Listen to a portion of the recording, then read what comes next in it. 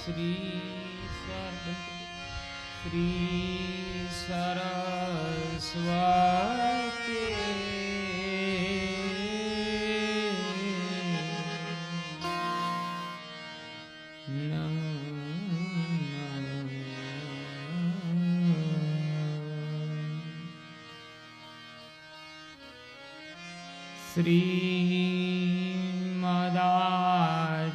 શ્રીમદાચાર્યો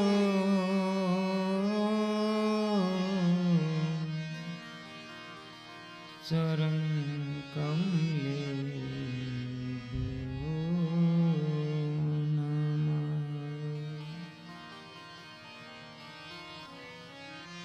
શ્રી ગોસાયજી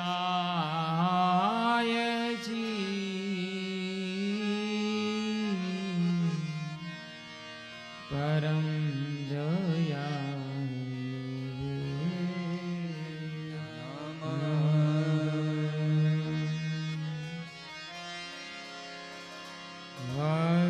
વક્રતુંડ મહાકાય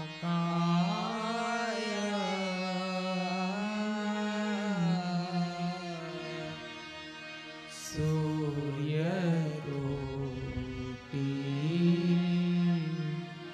સમપ્રભ નિર્વિઘ્ના ગુરુ મે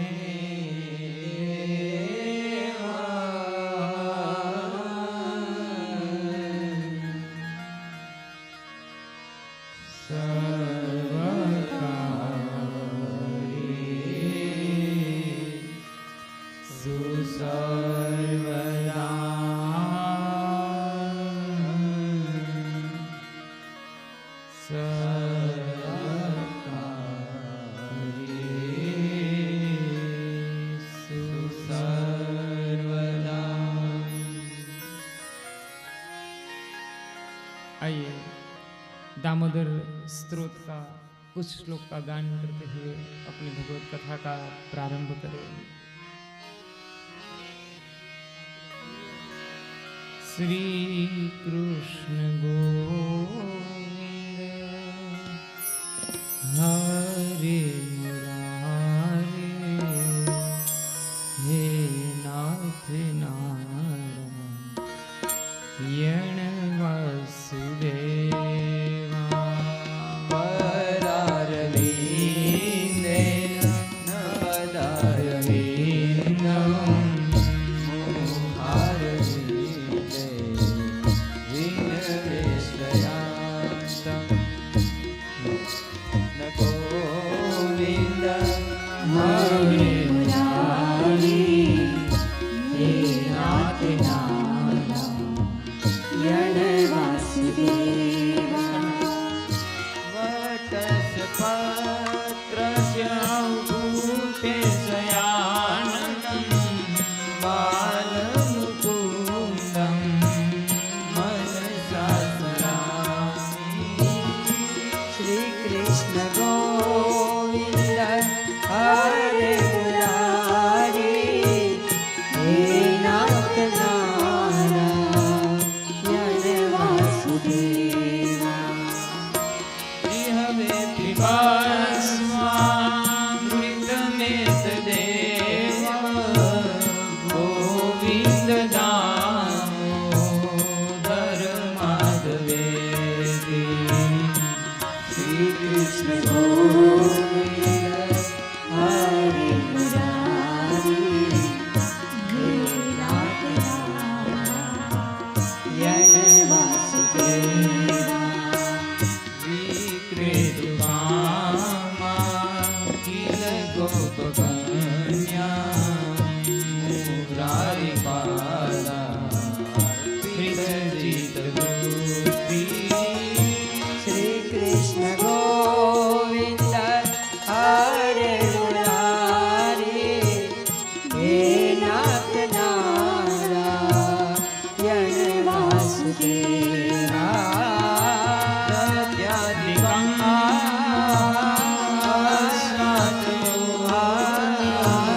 गोविन्द दामोदर माधवेति श्रीकृष्ण गोविन्द हरे मुरारी हे नाथ नारायण वासुदेवा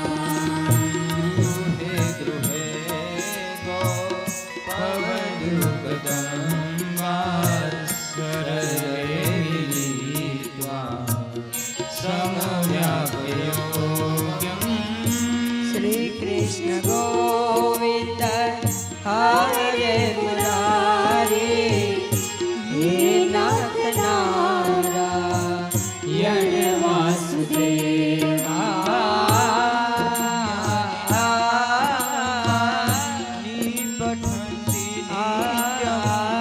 गोविन्द दामोदर माधवेति श्रीकृष्ण गोविन्द हरे मुरारी हे नाथ नारायण वासुदेवा हे नाथ नारायण वासुदेवा हे नाथ नारायण वासुदेवा।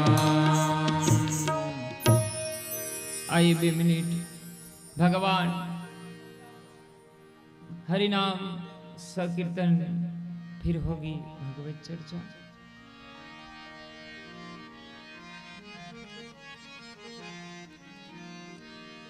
जय जय राधारमण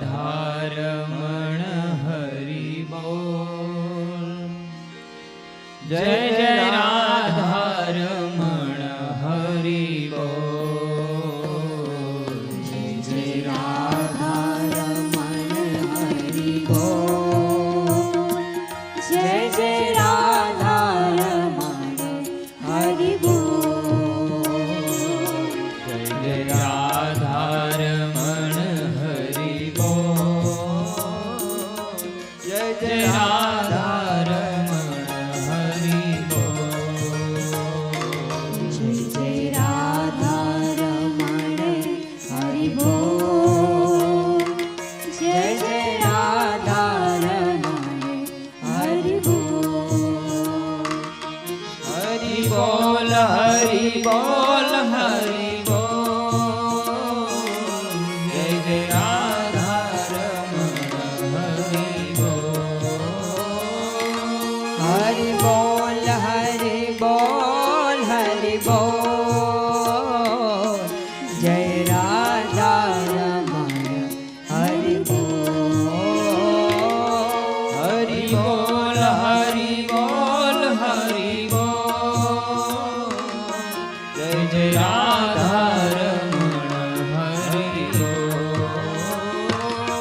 હરિ બોલ હરિ બોલ હરિ બોલ જય રાધા રમણ હરિ બોલ જય રાધા શ્રી રાધે હરિ બોલ જય જય રાધા રમણ હરિ બોલ જય રાધા રમણ હરિ બોલ જય જય રાધા રમણ હરિ બોલ જય રાધા રમણ જય શ્રી રાધે જય જય રાધા રમણ હરિ બોલ જય રાધા હરિ બોલ જય જય રાધા રમણ હરિ બોલ હરિ બોલ હરિ બોલ હરિ બોલ જય જય રાધા રમણ હરિ બોલ હરિ હરિ બોલ હરિ બોલ હરિ બોલ જય રાધા રમણ હરિ બોલ હરિ બોલ હરિ બોલ હરિ બોલ જય જય રાધા રમણ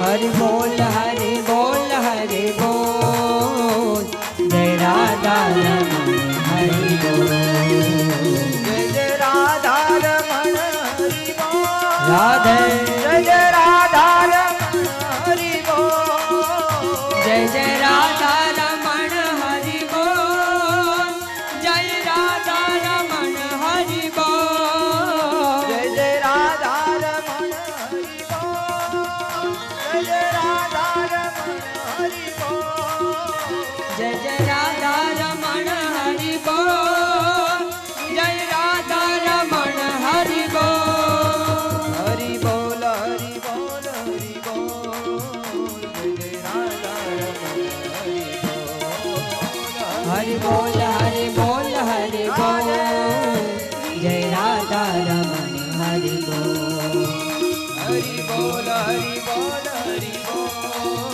જય જય રાધા રમણ હરિ બોલ હરિ બોલ હરિ બોલ જય જય રાધા રમણ હરિ બોલ જય જય રાધા રમણ હરિ બોલ રાધે જય રાધા રમણ હરિ બોલ જય જય રાધા રમણ હરિ બોલ જય રાધા રમણ હરિ બોલ જય જય રાધા રમણ હરિ બોલ જય જય રાધા રમણ હરિ બોલ જય જય રાધા રમણ હરિ બોલ જય રાધા રમણ હરિ બોલ જય જય રાધા રમણ હરિ બોલ જય જય રાધા રમણ હરિ બોલ જય જય રાધા રમણ હરિ બોલ જય જય રાધા રમણ હરિ બોલ બોલે શ્રી ભાગવત ભગવાન કી જય શ્રી બાલકૃષ્ણ લાલ કી જય શ્યામ સુંદર શ્રી અમને મહારાણી કી જય શ્રી વલ્લભાધીશ કી જય શ્રી પિતૃનારાયણ દેવ કી જય શ્રી રામચંદ્ર ભગવાન કી જય શ્રી પવન સુત હનુમાનજી મહારાજની જય अपने अपना गुरु महाराज की जय अपने अपना मात पिता જય सनातन धर्म की જય ओम नमः पार्वती पते हर हर મહાદેવ હર ઉપસ્થિત આપ સર્વ પરમ ધર્મ અનુરાગી ભગવત ભક્ત શ્રોતાજનોને વ્યાસ ગાદીએથી મારા જય શ્રી કૃષ્ણ.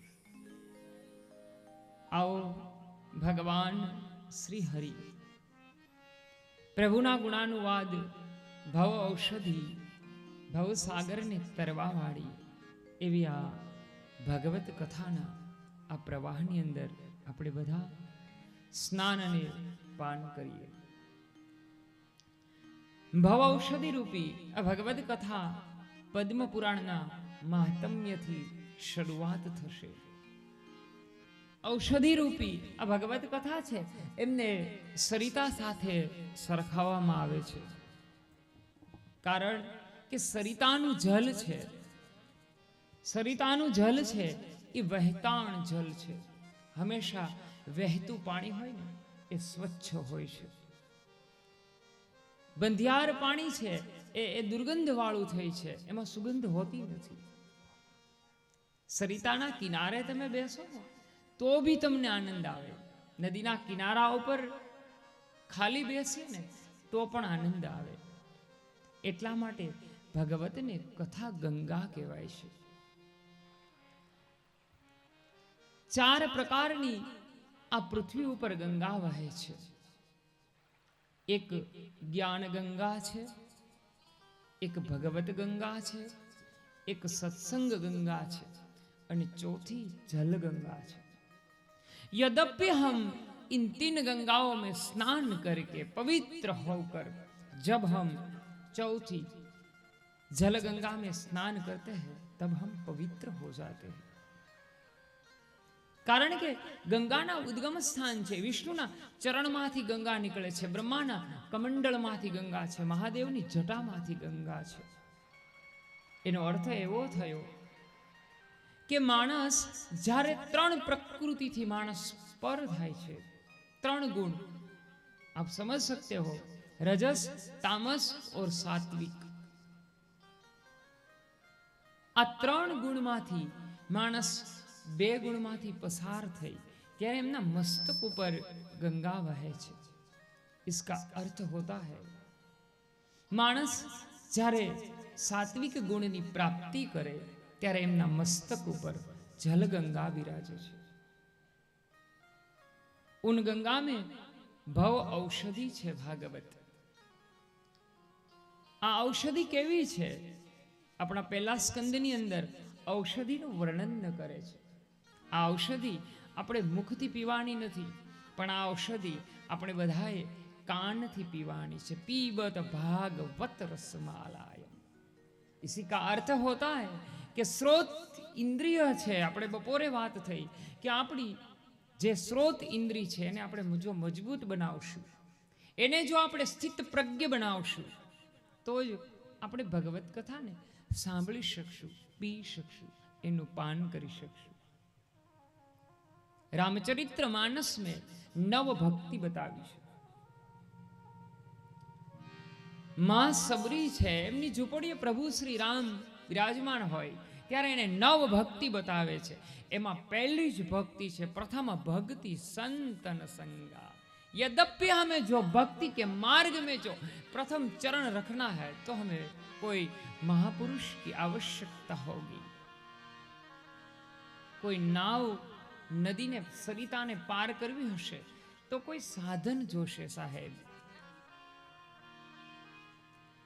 भौतिक वस्तुमां स्थलांतर माटे कोई व्हीकलनी आवश्यकता है.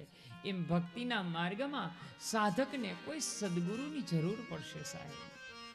इसीलिए हमें जो अपनी प्यास है वो जगानी चाहिए. साधकनी जेटली प्यास हशे, साधकनी जेटली तरस हशे एटलो एमने झड़पी सदगुरु मळशे. अने मारा बाप याद राखजो, गुरु એ કોઈ વ્યક્તિ છે જ નહીં, એ તો પર છે. જ્યારે માણસને એના ચરણમાં પ્રીત લાગી જશે, श्री वल्लभ नख चंद्र छता जब उसी के प्याव में, इसी के पैर में.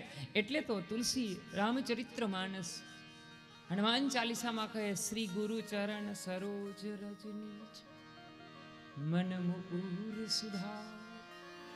हे सदगुरु, तारा चरणनी रज मारा मस्तक ઉપર ધરીશ ને તો આ દર્પણ ચોખ્ખો થઈ જશે, તો મારું મન છે એ દર્પણ બનશે. અને મારા બાપ, આપણે આપણા મનને દર્પણ બનાવવો છે. ફોટો ફ્રેમ ન બનાવાય. દર્પણ છે ને એ કોઈનો સંગ્રહ ન કરે. બુદ્ધિને આપણે દર્પણ જેવી બનાવશું. દર્પણમાં દેખાય બધાય, પણ એમાં સંગ્રહ કોઈનો ન થાય. ફોટો ફ્રેમની અંદર તો આપણો સંગ્રહ થઈ જાય છે. જો બુદ્ધિને મેવરાપ, જો આપણે બુદ્ધિને ફોટો ફ્રેમ બનાવશું તો કંઈક વસ્તુ એમાં સંગ્રહ થઈ જશે. અને સંગ્રહ થયેલી વસ્તુ હોય ને એમાં સડો બેસે. કોઈ વસ્તુ છે તો બુદ્ધિને કેવી બનાવશું? બુદ્ધિને આપણે દર્પણ જેવી બનાવવી છે. તો ભાગવતની સાંભળવા માટે થઈ પહેલા તો સદગુરુ માટે પૂરું સમર્પણ હોવું જોઈએ. યદ્યપિ પરીક્ષિતને પ્રથમ ભરોસો સદગુરુ ઉપર છે કે આપ જैसे ब्रह्म ऋषि मेरे सामने हो, आप जैसे महापुरुष ब्रह्मनिष्ठ સદગુરુ જ્યારે મારી સામે હોય ને ત્યારે મને મૃત્યુનો ભય ન રહે. સાહેબ, જેટલી આપણી તૃષા વધશે, તરસ વધશે, એટલો સંતાપ વધશે, એટલો તાપ વધશે. હરિને પામવા માટે થઈને તાપ હોવો જોઈએ. મારા બાપ, જલી જવું પડશે. हरि की राह में, गुरु की राह में जब साधक जल जाता है तब सदगुरु सामने से आ जाते हैं. ત્યારે એનામાં પ્રીત લાગી જાય છે. મોહે લાગી लगन गुरु चरण की, गुरु चरण की, गुरु चरण की, गुरु चरण की, गुरु चरण की. मोह लागी लगन गुरु चरण की, गुरु चरण की, गुरु चरण की, गुरु चरण की, गुरु चरण की.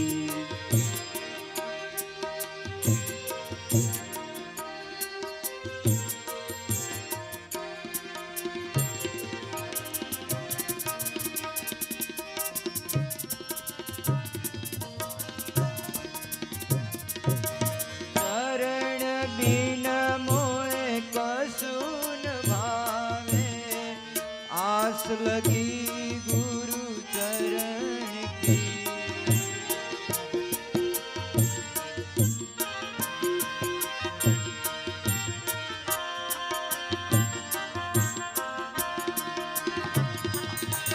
चरण बिन मुह कछुन भाए, चास लगी गुरु चरण की. मोह लागी लगन गुरु चरण की, गुरु चरण की, गुरु चरण की, गुरु चरण की, गुरु चरण की.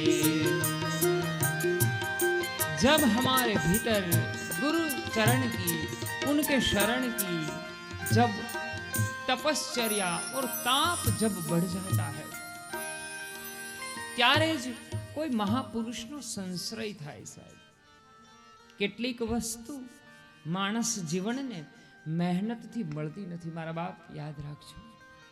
એક તો ગુરુ કૃપા, મનુષ્ય જીવન, મોક્ષ તત્વ. તુલસીને વિવેક ચૂડામણીમાં વાત કરી છે કે 3 વસ્તુ માણસને કોઈ દી મહેનતથી ન મળે. એક તો ગુરુ કૃપા, એક મનુષ્ય અવતાર અને મહાપુરુષનો સંશ્રય. આ બધું જો ભાગ્યમાં હોય ને તો પામી શકે.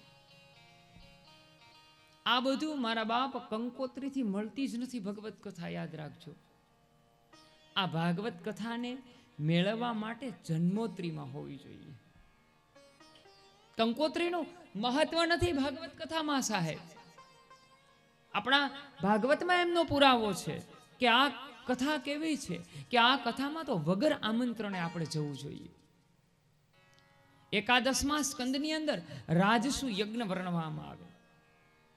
રાસુ યજ્ઞમાં જ્યારે યજ્ઞ થાય ને ત્યારે 3 લાખ કંકોત્રી લખવામાં આવે. ભાગવત એનો પુરાવો છે. અને 9 લાખ લોકો વગર આમંત્રણે આવે છે.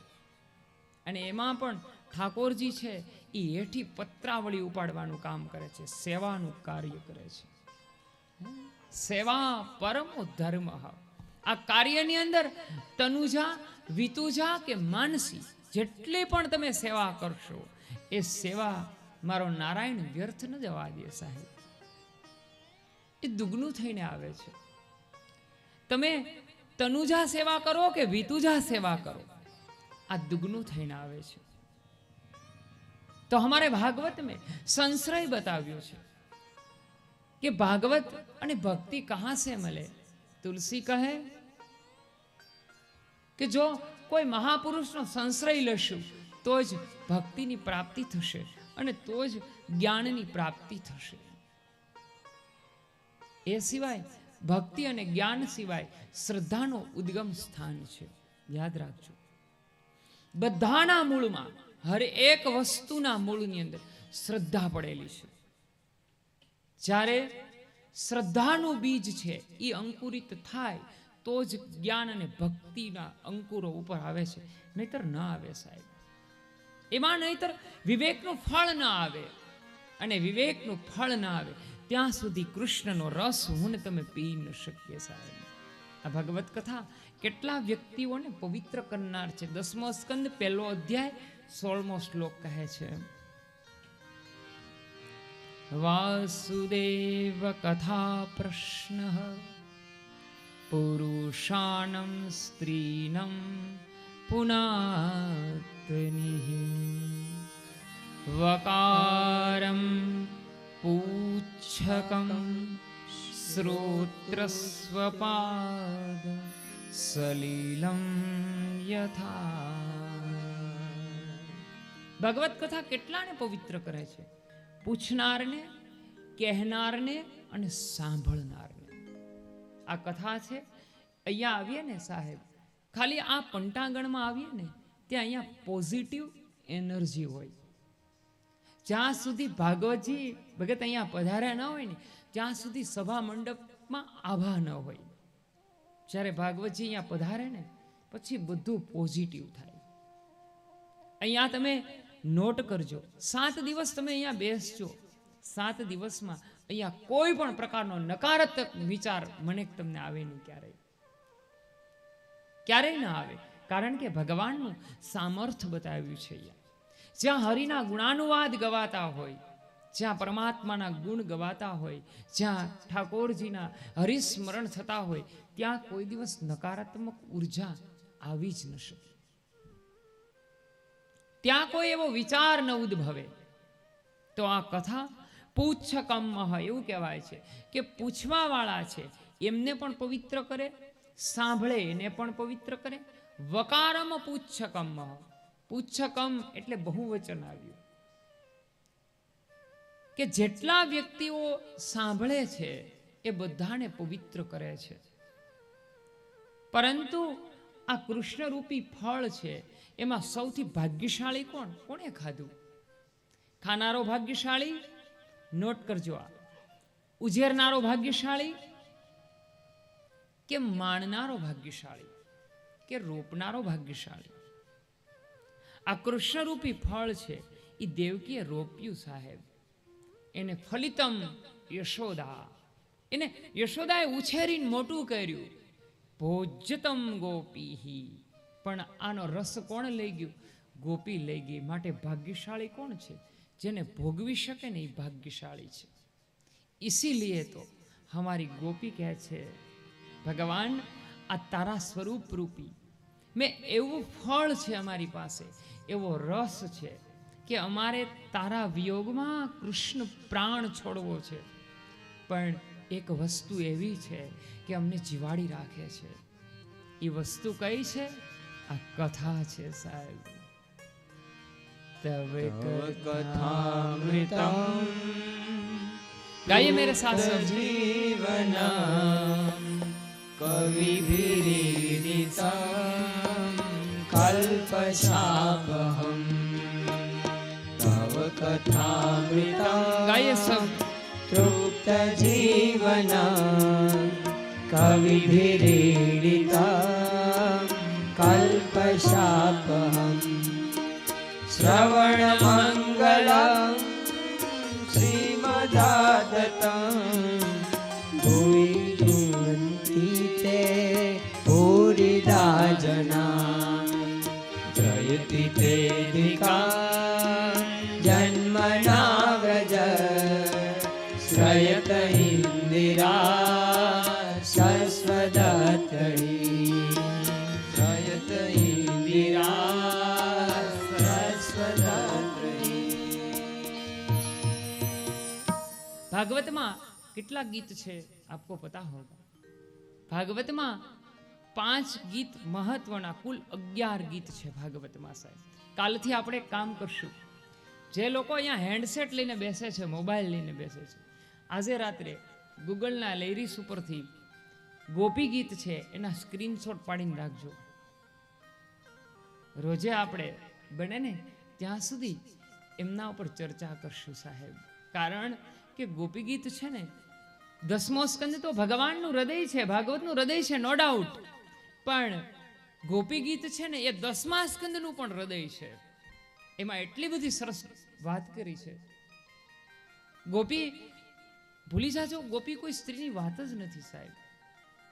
આ સત્સંગ સુધા ભાગવત છે, યાદ રાખજો કે એમાં ગોપીઓએ ભગવાનને ભગવાન શબ્દ વાપરો। તમે જુઓ, ક્યાંય કૃષ્ણ શબ્દ નહીં આવે। આવે છે ગોપી ગીતમાં? ક્યાંય ન આવે।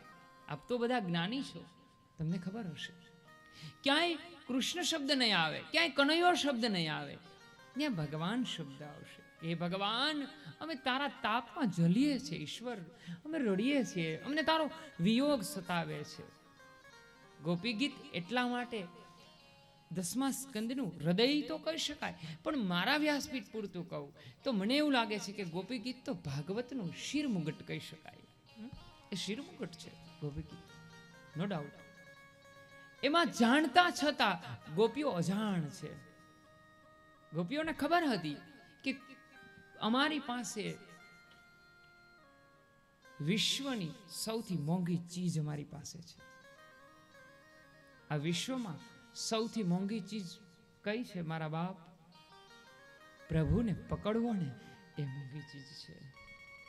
એ ન તો ઉદ્યમથી મળે ન ભાગ્યથી મળે, એ તો તપશ્ચારથી મળે છે સાહેબ। ગોપી કો પતા હોગા કે વિશ્વની સૌથી મોંઘામાં મોંઘી ચીજ અમારી બાહોમાં છે સાહેબ। એટલા માટે ગોપીઓ છે ભાગ્યશાળી, ભાગવતની ગોપીઓ છે। गौ का अर्थ होता है इंद्रिय, पी का अर्थ होता है जीत। જ્યારે ઇન્દ્રિયો રસપાન કરે છે ને મારા બાપ, ત્યારે મન ચિત્ત નિવૃત્ત થઈ જાય છે। આપણા મનની બે સ્થિતિ હોય છે, એક નિવૃત્ત અને એક પ્રવૃત્ત। નિવૃત્ત ક્યારે થાય આ મન?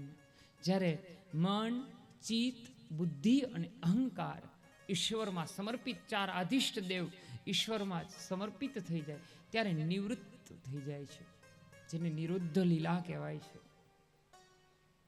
જીવ ભૂલી જાય છે કે હું કોણ છું, ત્યારે માણસને મોક્ષ મળી જાય છે। માફ કરજો અતિશોક્તિ થાય તો, મારા વ્યાસપીઠ મોક્ષ તો એને કહે છે સાહેબ કે જહાं हमारा मोह का क्षय हो जाए।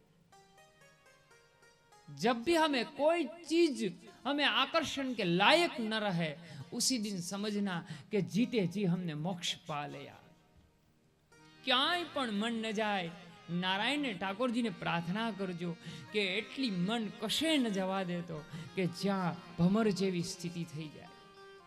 યદ્યપિ દેખો, ભમર છે એ એક વાસની અંદર, કઠણ વાસની અંદર એ હોલ પાડી પોતાનો નિવાસ કરી શકે છે। એ જ ભમરને જ્યારે સમયનું ભાન ન રહે ને ત્યારે કમળમાં બીડાઈ જાય છે અને મૃત્યુ થઈ જાય છે। તો યહ કથા ગોપીઓને પાલીએ હે। જ્યારે ઇન્દ્રિયો આ ગોપીને પી લેશે, જ્યારે ઇન્દ્રિયો આ ગોપીનું પાન કરશે, ત્યારે ગૌ ગૌ સંગ અસંગા થઈ જશે. મેં કોણ છું એ પણ ખબર નહીં પડે. પરીક્ષિત કંઈક એવી સ્થિતિમાં બેસી અને ભગવત કથા સાંભળે છે. એવી સ્થિતિમાં બેસી અને સદગુરુના ચરણમાં બેઠું છે. હરિશરણ છે, ગુરુનું ચરણ છે. બાપજી, હું ત્યાં બેસું અને સાહેબ ફરીને કહું છું કે ગુરુ કોઈ વ્યક્તિ નથી સાહેબ, એ તો પરથી પણ તત્વ પરમ છે. જેમણે એમનામાં આંસ લગાડી દીધી હોય ને ત્યાં લઈ જાય છે સાહેબ. સુરદાસજીનું બહુ પ્રચલિત છે જો કે એમણે કેટલા પદ લખ્યા. આશ્રય પદમાં એમને પૂછવામાં આવે કે તમે ક્યારેય પણ તમારા ગુરુ વિશે લખ્યું નહીં. એમનો એક જ લીટીમાં જવાબ હતો, એક જ શબ્દમાં જવાબ હતો કે મેં કોઈ દિવસ ગુરુ અને ભગવાનમાં ભેદ જોયો જ નથી. મેં કોઈ દી ભેદ નથી જોયો. મેં બસ મારો સદગુરુ ઈ જ મારો ઈશ્વર, ઈશ્વર ઈ જ મારો સદગુરુ. એ મેં ક્યારે એમાં બે ભાગ નથી જોયા. મેં ક્યારે જુદો નથી જોયો. જ્યારે એકરૂપ થઈ જાય ને માણસ, યાદ રાખજો, એકરૂપ થઈ જાય ને માણસ, ત્યારે જ ભાગવત ગ્રંથ મારા ને તમારા માનસમાં બેસે સાહેબ. એ સિવાય બેસે જ નહીં. એ વાર્તા લાગી જાય અને તમને બધાને લગભગ ભાગવત મોઢે છે. હે, આગળ શું આવશે એ બધું ખબર હોય, પણ એ વાર્તા નથી સાહેબ. ભાગવત એક એવો વિશાળ ગ્રંથ છે કે એક ગુરુ અને એક શિષ્યનો સંવાદ છે. ગુરુ અને શિષ્યનો સંવાદ કોઈ દી વાતમાં ન હોય, એ પરિસંવાદમાં હોય છે. એ વિવાદ વાળો ન હોય. જે વિવાદ વાળો હોય એ સત્સંગ ન હોય સાહેબ. જ્યાં માત્ર ને માત્ર વિશ્વસનીય હોય, બસ ત્યાં શ્રદ્ધાનું એક મોજું ફરી વળે સાહેબ. એક વેવ થાય અને આ વેવ ત્યારે જ થાય જ્યારે અમે આપણામાં ગુરુ કૃપા આવે ત્યારે. એ સિવાય એ મોજામાં આપણે સ્નાન ન કરી શકીએ સાહેબ. ગુરુનું સ્મરણ કરીને આવજો. અહીંયા ઠાકોરજીનું સ્મરણ કરીને આવજો. સદગુરુને પ્રાર્થના કરજો કે આ એ પંડાગણની અંદર એટલું ભક્તિરસ જ્ઞાન અમે પીએ પરમાત્મા કે અમારું માનસ અને અમારી ચિત્ત વૃત્તિ શુદ્ધ થઈ જાય પ્રભુ. અને શુદ્ધ પુરુષ હંમેશા બુદ્ધ પુરુષ બની શકે છે. જ્યાં સુધી માણસ શુદ્ધ તત્વ ન પામે ત્યાં સુધી એમના જીવનની અંદર બુદ્ધ તત્વ પ્રાપ્ત ન થાય. તુલસી કી માનસ में શબરીને કહે છે કે જો તારે ઈશ્વરના મારા ચરણમાં આવવું હોય ને તો પહેલા તો કોઈ સદગુરુના ચરણમાં જવું પડશે. ત્યાં જઈ અને નિર્મળ થઈ જવું પડશે. બાપજી, જેવો છું એવો મને સ્વીકારી લ્યો. હું જેવો છું ને એવો મને સ્વીકારી લ્યો. કુંભાર માટલાને માટીમાંથી બનાવે છે, એને ઘાટ આપે છે. બાપજી, મને ઘાટ આપી દો. મારું જીવન, મારું સામર્થ્ય કોઈને કામ આવે ને એવું મારું જીવન મને ઘડી દો બાપજી. ગુરુ છે એ ઘડવૈયો છે મારા બાપ. ગુરુ છે એ સર્વસ્વ છે. એટલે તો આપણે તમેવ માતા ચ પિતા તમેવ એ સ્તુતિ કરીએ છીએ કે તું મારા માટે સર્વસ્વ છો. જહાં મેં આવું તો મેં સમર્પિત હો જાઉં. इसीलिए तो घन मंत्र છે કે હું સર્વસ્વ છોડીને તારા ચરણે આવ્યો છું. આ બધું તારું છે, સર્વ તારું છે. ખલમ બ્રહ્મ ઈશ્વરને આધીન છે. તો સદગુરુનું શરણ લઈ હરિ સ્મરણ કરી આ માતમ્યની શરૂઆત કરે છે. કે ભાગવત ગ્રંથ છે એ જીવનની એક પાઠશાળા છે. યાદ રાખજો, આ ભાગવત બુદ્ધિથી ક્યારે સાંભળી જ ન શકો. બુદ્ધિથી ન સાંભળી શકાય. બૌદ્ધિજીવી હોય ને, બૌદ્ધિજીવી એ શિક્ષણ પદ્ધતિનો વિકાસ કરી શકે. ભાગવત કથા બૌદ્ધિથી સંભળાય નહીં. બુદ્ધિ તો કેવી હોય આપણી? તર્ક અને વિતર્ક વાળી હોય છે. બુદ્ધિ કેવી હોય? તર્ક અને વિતર્ક વાળી બુદ્ધિ હોય કે ઈશ્વર હશે કે નહીં હોય, परमात्मा हશે कि नहीं हશે. यद्यपि मैंने सुबह में आपको कहा कि पत्थर पत्थर दिखाई रहा है, वृक्ष वृक्ष दिखाई रहा है, तो भगवान क्यों नहीं देखा? तो सर्वव्यापक छे हरि. બ્રહ્મ વ્યાપક છે. જ્યાં સુધી મારી અને તમારી દ્રષ્ટિ પ્રેમમય નહીં બને, જ્યાં સુધી આપણી દ્રષ્ટિ છે એ ચિત્તવૃત્તિ શુદ્ધ ન થાય, ત્યાં સુધી કોઈ દિવસ આપણે પરમાત્માને પામી ન શકીએ. હરિ વ્યાપક સર્વત્ર સમાના, હરિ વ્યાપક સર્વત્ર સમાના, પ્રેમત પ્રગટ હોઈ મેં જાના, પ્રેમત પ્રગટ હોઈ મેં જાના, હરિ વ્યાપક સર્વત્ર સમાના, હરિ વ્યાપક સર્વત્ર સમાના. કોઈ એસી જગા નહીં જહાં મેરો નારાયણ નહીં હે સાહેબ. એટલે તો પ્રહલાદ ચરિત્રમાં પ્રહલાદ કહે છે, હિરણ્યકશ્યપુ કે બોલ આ સ્તંભ છે તો આ સ્તંભમાં તારો ભગવાન છે બતાય. અને બહુ સરસ પ્રહલાદ જવાબ આપે કે પિતા એવી એક જગ્યા તો બતાવો કે જ્યાં મારો નારાયણ નથી. પોતાની દ્રષ્ટિ છે ચર્મ ચક્ષુથી નહીં પણ દિવ્ય ચક્ષુથી પરમાત્માને જોવે છે પ્રહલાદ. ભક્તિ જ્યારે પ્રહલાદનું કોઈ વૃતાંત ન હોય, સાંભળો સમજો એ વૃતાંતને કે પ્રહલાદ છે એ કોઈ વ્યક્તિત્વની વાત જ નથી. એ તો એવું કહેવાનું છે કે જ્યારે ભક્તિ છે ચરમ સીમાએ પહોંચે ને, જ્યારે જગતના કોઈ પણ દુઃખ હોય એ વિસ્મરણ થઈ જાય. જગતનું વિસ્મરણ અને જગદીશનું સ્મરણ થાય તે માનવું પ્રહલાદ ભક્તિ આપણામાં આવી છે સાહેબ. જે કંઈ થશે એ થવા દેવાનું. તો ભગવાનનું સ્વરૂપ બતાવે છે ઈશ્વરનું, કારણ કે સ્વરૂપથી જ રાગ પેદા થાય છે અને રાગથી અનુરાગ થાય છે. અનુરાગ વગર જીવ પરમાત્મા પાસે ન જાય સાહેબ. જ્યાં સુધી જો તમને અહીંયા આવવામાં અનુરાગ ન જાગે ત્યાં સુધી તમે અહીંયા આવી ન શકો. ભગવાનનું સ્વરૂપ બતાવે છે પરમાત્માનું. ઈશ્વરનું સ્વરૂપ કેવું છે ભગવાનનું? સચ્ચિદાનંદ રૂપાય વિશ્વોત્પત્યાદિ હેતવે ત્રાપત્રય વિનાશાય શ્રી કૃષ્ણાય વયમ નમઃ. શ્રી કૃષ્ણાય વયમ નમઃ. यहाँ संस्कृत में भागवत में वयम नमः કીધું. ભગવાનને એકલા ન નમાય, અમે બધા ભગવાનને નમીએ છીએ. માટે યોગી એકલો તરે અને સત્સંગી બધાને સાથે લઈને તરે છે સાહેબ. યોગી છે ને એ એકલો તરે અને સત્સંગી બધાને સાથે લઈને તરે છે. ભગવાનનો એ સ્વભાવ બતાવ્યો છે. ઈશ્વરનો સ્વભાવ કેવો છે? સત, ચિત્ત અને આનંદ છે. કાળ, કર્મ અને સ્વભાવ છે. આધિદૈવિક, આધિભૌતિક અને આધ્યાત્મિક. ભગવાનનો પરિચય આપ્યો છે.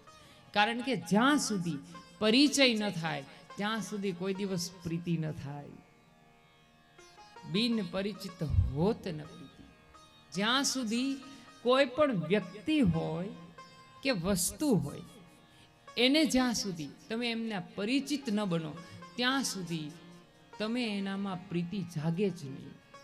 તો ભગવાનની પ્રીતિ કોણ કરાવે છે? ભગવાનનો સ્વભાવ કરાવે છે.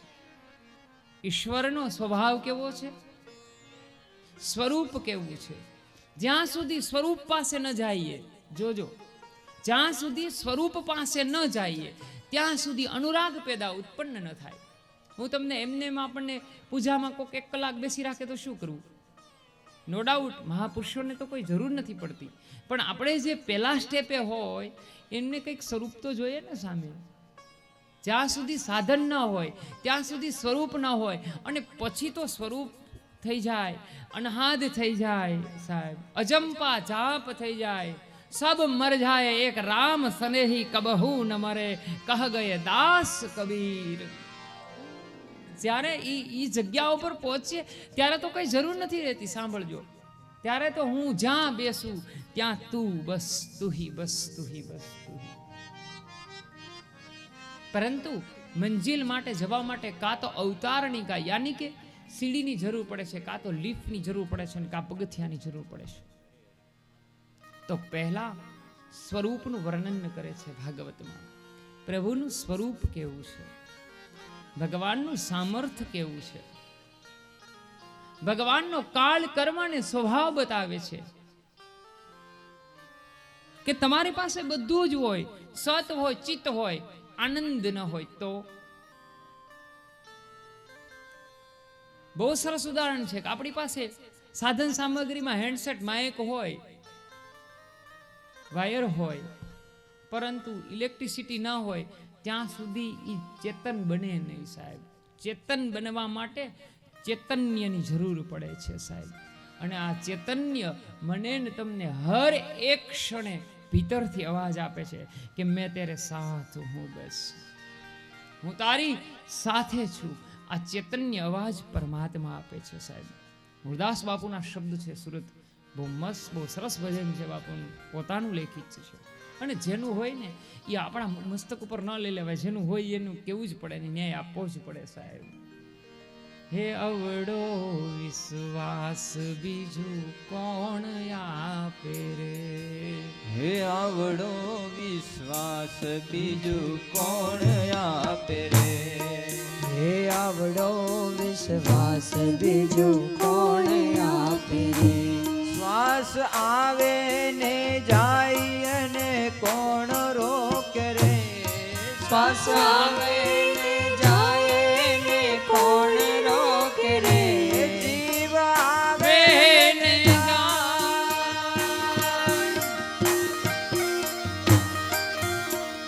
એ જીવ આવે ને જાય ને કોણ રોકે રે, આવડો વિશ્વાસ બીજું કોણ આપે રે. આવડો વિશ્વાસ બીજું કોણ આપે રે.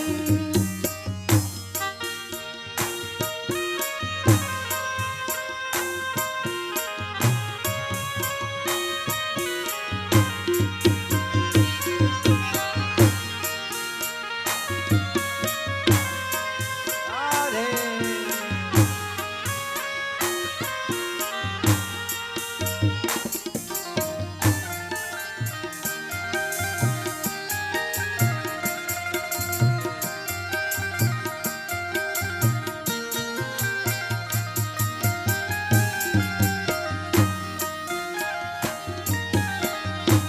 હે શ્વાસાની મૂડી તારી મૂલ્યવાન છે, હે શ્વાસની મૂડી તારી મૂલ્યવાન હે છે, શ્વાસાની મૂડી તારી મૂલ્યવાન છે. હે શ્વાસની મૂડી તારી મૂલ્યવાન છે, એ વણ લેખવા વળતા કોણ રોકે રે. વણ લેખે વાવડતા કોણ રોકે રે, એ વણ લેખે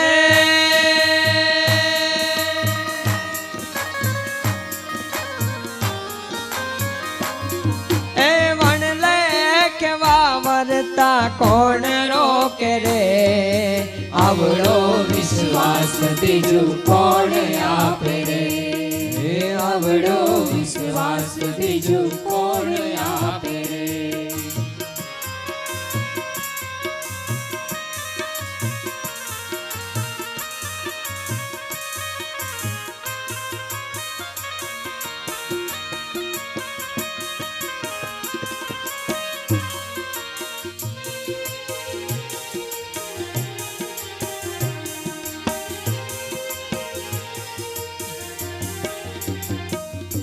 હે અમૃતનો કુંભ તારી નાભીમાં ભર્યો, હે અમૃતનો કુંભ તારી નાભ નાભીમાં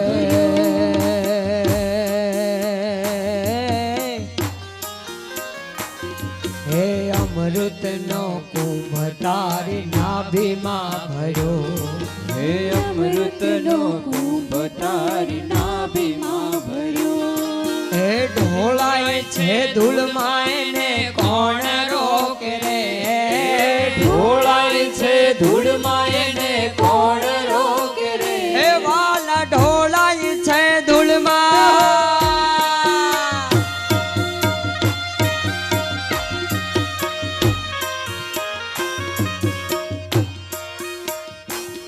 એ ઢોળાય છે ધૂળમાં એને કોણ રોકે રે આવડો વિશ્વાસ બીજું કોણ આપે રે આવડો વિશ્વાસ બીજું કોણ આપે રે જીવ આવે ને જાય એને કોણ રોકે રે જીવ આવે ને જાય એને કોણ રોકે રે એ શ્વાસ આવે ને જાય એને કોણ રોકે રે આવીને જાય ને કોણ રોકે રે આવડો વિશ્વાસ બીજું કોણ આપે રે હે આવડો વિશ્વાસ બીજું કોણ આપે રે હે આવડો વિશ્વાસ બીજું કોણ આપે રે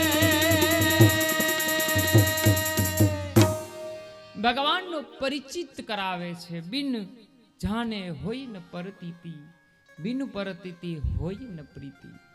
જ્યાં સુધી ભગવાનને આપણે જાણી ન શકીએ, પરમાત્મા પર પ્રીતિ ન થાય, ત્યાં સુધી આપણે ભગવાનને જાણીએ નહીં, ત્યાં સુધી પ્રીતિ ન થાય. સ્વરૂપ છે, સ્વરૂપ છે એ અનુરાગ છે, અનુરાગ છે એ રાગ ઉત્પન્ન કરે છે. સાહેબ, માતમ્ય ભગવાનનો પરિચય આપે છે.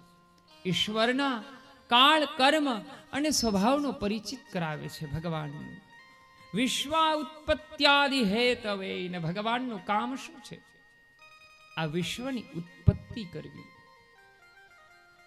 સામર્થ્ય ભગવાનનું શું છે? આ જગતનું પોષણ કરવું અને પાલન કરવું એ ભગવાનનું સામર્થ્ય છે. તો જ્યાં સુધી ચૈતન્ય તત્વ ના આવે ત્યાં સુધી જડ તત્વ હોય છે. જ્યાં સુધી બુદ્ધિની અંદર તર્ક હોય છે ત્યાં સુધી બુદ્ધિ છે એ વિવેકવાળી ન હોય. સાહેબ, અને વિવેકવાળી બુદ્ધિ ન હોય ત્યાં સુધી જ્ઞાનની પ્રાપ્તિ ન થાય. અહીંયા શુકદેવજીને, શુકાચાર્યજીને વંદન કરે છે કે જેણે આ કૃષ્ણ કથોપદેશકનું પાન કરાવ્યું છે આપણને. આ કથા મળી છે ક્યાંથી મને ને તમને? કેટલા સ્ટેપેથી આપણી પાસે આ કથા આવી. જો, આ કથા પહેલા આદિનારાયણ ભગવાનને 4 શ્લોકમાં બ્રહ્માને કહેવામાં આવે. ભાગવતના મૂળ શ્લોક કેટલા છે? 4. 4ના વ્યાસજીએ 18,000 શ્લોક કર્યા છે. 4માં જ્ઞાન ઉપદેશ થઈ જાય. યાદ રાખજો, જ્ઞાન ઉપદેશ માટે માત્ર 4 શ્લોક જરૂરી છે. એમાં ભગવાનનો સ્વભાવ, કાળ, કર્મ અને સ્થિતિ બતાવે છે. બીજા સ્કંદમાં આપણે એના વિશે વિસ્તારથી વાત કરશું કે 4 શ્લોક મૂળ હોય એ આદિનારાયણ ભગવાન સનકાદિક શેષ પાસે હોય. શેષ સનકાદિકને આપે, સનકાદિક છે એ નારદને આપે, અને નારદ છે એ વ્યાસને આપે, અને વ્યાસ પોતાના પુત્રને, પાત્રને જાણી અને શુકદેવજીને આપે. અને શુકદેવજી જે જ્ઞાન ઉપદેશ ગંગા નદીના ઉત્તર ભાગના કિનારે કરતા હોય ત્યાં સૂતજી સાંભળે છે, અને સૂતજી સાંભળી અને 88,000 સનકાદિક ઋષિઓને જ્ઞાન ઉપદેશ કરે છે. હવે આ કથાની શરૂઆત થાય છે. ભાગવતમાં કોઈ પણ જગ્યાએ ક્યાંય 18,000 શ્લોકમાં રાધા એવું નામ ન હોય.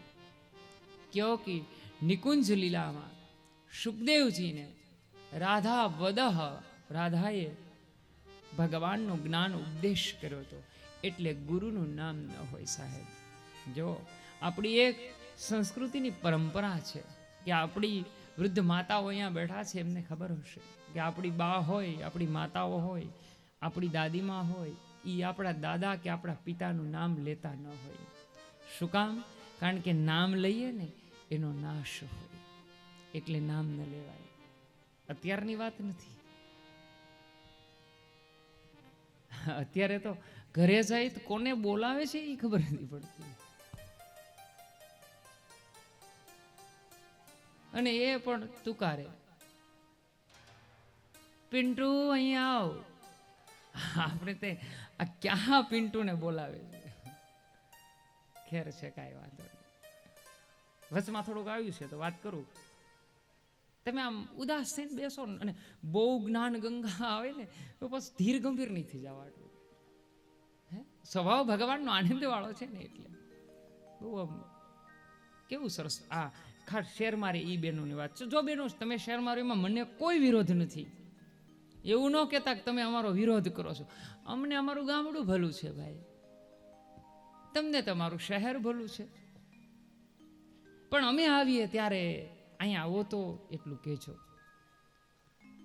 અને આમ થાય ગુજરાતી પુરુષ પાસે 3 જ જવાબ હોય, હું, હા અને હે. અહીંયા જે કાંઈ વર્ગ બેઠો હોય એમના ધર્મપત્ની કે એટલે કે કા હા કા ના. એ તો માતાજી કોપાયમાન થઈને કહે કે હરખો જવાબ દ્યો ત્યારે આગળના શબ્દો નીકળે. બાકી તો હા ના 3 શબ્દો હોય. પણ સિટીમાં રહેતા બહેનો હોય આવ્યા હશે, એમનું આ ગામમાં ખૂબ ખૂબ સ્વાગત છે. મારે સ્વાગત કરવું પડે તમારું. પણ અમે આવીએ ત્યારે અહીંયા આવો તો તમને કહું એમ કહેજો, કારણ કે તમે તુકારી ગયો તો પછી આ અમારી બાજુ શીખી જાય છે, બીજું વાંધો નથી. હા, તકલીફ ન્યા પડે. હવે હે એ જો તુકારા શીખી જશે તો હું કરશું. મને આજે હું બપોરના એક ટાઈપિંગ કરતો હતો ને ત્યારે એક સરસ વાત મને યાદ આવી કે કંઈક બપોર પછી કહેવાનું હતું ને, મને અત્યાર સુધી યાદ નહોતું પણ હવે આવ્યું. સવારમાં નાસ્તાની શરૂઆત થઈ. રમેશભાઈ, અમે અહીંથી ગામડેથી સુરત કે અમદાવાદ આવીએ ને, અમને ક્યારેય ભાખરીનું ન પૂછતા. ખાસ સિટીમાં રહેતી મારી નાની બહેનો છે, એમને મારી કરબદ્ધ પ્રાર્થના છે, અમે અહીંયા ભાખરી સિવાય ત્રિહિદીમાં કાંઈ ખાતા નથી. મોઢામાં કોળિયો અને માથામાં ટૂંબો ન કરતા. ત્યાં આવીએ ને એટલે તમે તરત કહો ભાખરી ખાવ છો, દેહમાંથી ઘી આવ્યું છે. ભાઈ એ રોજ કરીએ છે. અમને ખમણ મગાવો, પાતરા મગાવો, સરસ વ્યંજનો હવારમાં નાસ્તામાં દો. અહીં ભાખરીની સાથ રોજ હવારમાં અમારી મોર પૂગે છે. હે, મને તો ત્યાં સવારના પોરમાં ભાખરી જો મને વિચાર આવે કે આ મારી પેલા હેમાં આવી છે.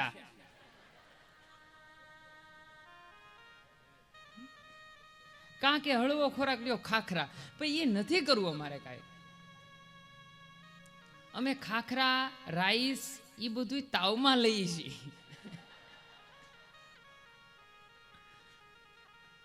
એટલે ખાસ વિનંતીઓ. હવે ન્યા આવીએ, સુરત આવીએ, જો મને બહુ એવો અનુભવ થાય. હું સુરત આવીએ એટલે એમને એમ થાય કે ભાઈ દાદા આવ્યા છે તો આપણે ઘરે જ હાથે ભાખરી બને, એવો મોહ ન રાખતા. દાદા પણ ખમણ લેશે. મારે હમણાં જ એવું થયું. આમ ખરેખર બહારનો નાસ્તો ખમણ ખાવું હતું પણ હું કઈ ન હોય ગયો. બેને સવારમાં ન્યાય ભાખરી આપી. એટલે હા, પણ ગામડું ઈ તો ગામડું છે હો સુભાભાઈ. આપણું ગામ ઈ આપણું ગામ છે ભાઈ. એમાં સરસ ઓલી વાત મને બહુ ગમે. અને મેં કેટલી વાર વાગોડી, કેટલી વાર લખી પણ કે આમ સુગરી હોય એને હોલાને લઈ જાય એના માળે કે ચાલો ઓલા ભાઈ આજ તો મારા માળે આવો ને. એ કે ચાલો તમને હું મારો માળો બનાવું. કેટલો મસ્ત માળો, સુગરીનો માળો તમે જોજો. બેનને તો આપણી ઘરવાળી ન કહેવાય તું સુગરી જેવી છો એમ. બે વસ્તુ અમુક અમુક ન કહેવાય. જો એક આપણી ઘરવાળીને કહેવાય વાંદરી પાનું દે એમ કહેજો જી, લ્યો ટ્રાય કરજો. વાંદરી પાનું દે એવું ન કહી શકાય, નકર આપણે પાનું જ માગતા હોય. પણ તમે ન કહી શકો નહીં. તમે જોજો, કેજો લ્યો તે આજ વાત એટલે ઘરે કેજો જી. સુગ્રીવે કીધું આ કે તું આવ ઓલા મારા મારા મહેલે આવ, તને બતાવું. સુગ્રીનો માળો કેવો સરસ હોય, સરસ મજાની એને મહેનતથી બનાવ્યો હોય. ઓલો 2 દી રોકાણો ત્યાં, 2 દી ઓલો રોકાણો ને પછી ઓલાએ કીધું કે હવે મને મારો તરપાખડો હાંભળ્યો છે ભાઈ. સુગ્રીવને ઈ સકર ખાઈ ગઈ. સુગ્રીવ કે આ તરપાખડો કેવો હશે, તને આવા બધા મહેલમાં ગમતું નથી તો આ તરપાખડો તારો હશે કેવો? ઉનાળાનો સમય હતો, ચૈત્ર મહિનો હતો, જોરદાર તડકો હતો, 52 આમ 42-45 ડિગ્રી તાપમાન હતું. અને સુગ્રીવ કે ઓલા ભાઈ રોકાઈ જાઓ, અહીંયા એસી જેવી વ્યવસ્થા છે, અહીં બધી વ્યવસ્થા છે, સવારમાં ખમણ આપીએ છીએ, તમારે અહીં જે જોતો હોય તમે રોકાઈ જાઓ. પણ ઓલો કે મારે તરપાખડે જવું છે, બીજું કઈ નહીં. આને સુગ્રીને એમ છું કે તરપાખડો હશે હું એમ. એ મોર હોલો અને પાછળ સુગ્રી. હવે આમાં આપણે બધા ગામડામાં રહીએ, આપણને ખબર હોય તો હોલાનો તરપાખડો કેવો હોય, 4 હાટીકા બનાવીને માળો બનાવીમાં બીજું કાંઈ ન હોય, એમાં માથે છતેય ન હોય. સુગ્રી કે આવું, પણ એ મારું ભાઈ, હા અમારું એ અમારું. સિટીમાં રહેતા લોકો માટે કહું છું, અમને અહીંયા વધારે ગમે છે. તમને ગમતું તો હશે ને ગામમાં? હે તો હા છે તો રોકાવ ને અહીંયા. એક મગરલાલ અમે ત્યાં આવીએ ને ત્યારે બેનું એમ કે તમારે ગામડામાં કેવું સારું, જો તમને ચોખા દૂધ મળે, ચોખ્ખું ઘી ખાવા મળે, ચોખ્ખી હવા તમને મળે. તે તું આવીને અહીંયા ખબર પડે તને. અહીં હુગરીને માળામાં સકા ઘેર્યા છે, હજી બહાર નથી નીકળી ગયા. પણ અહીંયા તો અમારું હો ભાઈ. દિવાળી આવે ને, કાલે એક આપણા રાધાકૃષ્ણ ગ્રુપમાં બહુ સરસ એક મેં મેસેજ વાંચ્યો કે હજી કંઈક ગામડામાં ભીડ, દિવાળીએ ગામડામાં ભીડ બહુ જોવા મળે છે. એના ઉપરથી એવું થાય છે કે હજી વતનનો પ્રેમ તો સજીવ છે સાહેબ. વતનનો પ્રેમ હજી જીવતો જ છે. તો ભગવત કથા છે સાહેબ. આ કથા આપણે આનંદ સાથે જ કરવાની છે, સાંભળવાની છે. અને મારું જો હાલે ને તો હું તો આ કથાને આખી ગ્રામ્ય કથા જ જાહેર કરું. કારણ કે આ સંસ્કૃતિની જો ઉજાગર નહીં કરીએ તો આવનારી પેઢી છે એ પોતાનું વતન ભૂલી જશે સાહેબ. અને બહાર રહેતા, સુરત, અમદાવાદ રહેતા આ બધા ભાઈઓને, બહેનોને મારું નમ્ર નિવેદન છે કે વતનનું જતન કરવું ને એ તમારા હાથની વાત છે. આ વતનનું કેટલું જતન કરવું એ બધું તમારા હાથમાં છે. એવું જ આપણા વતનનું રતન છે સાહેબ. એવું જ આ વતનનું રતન છે.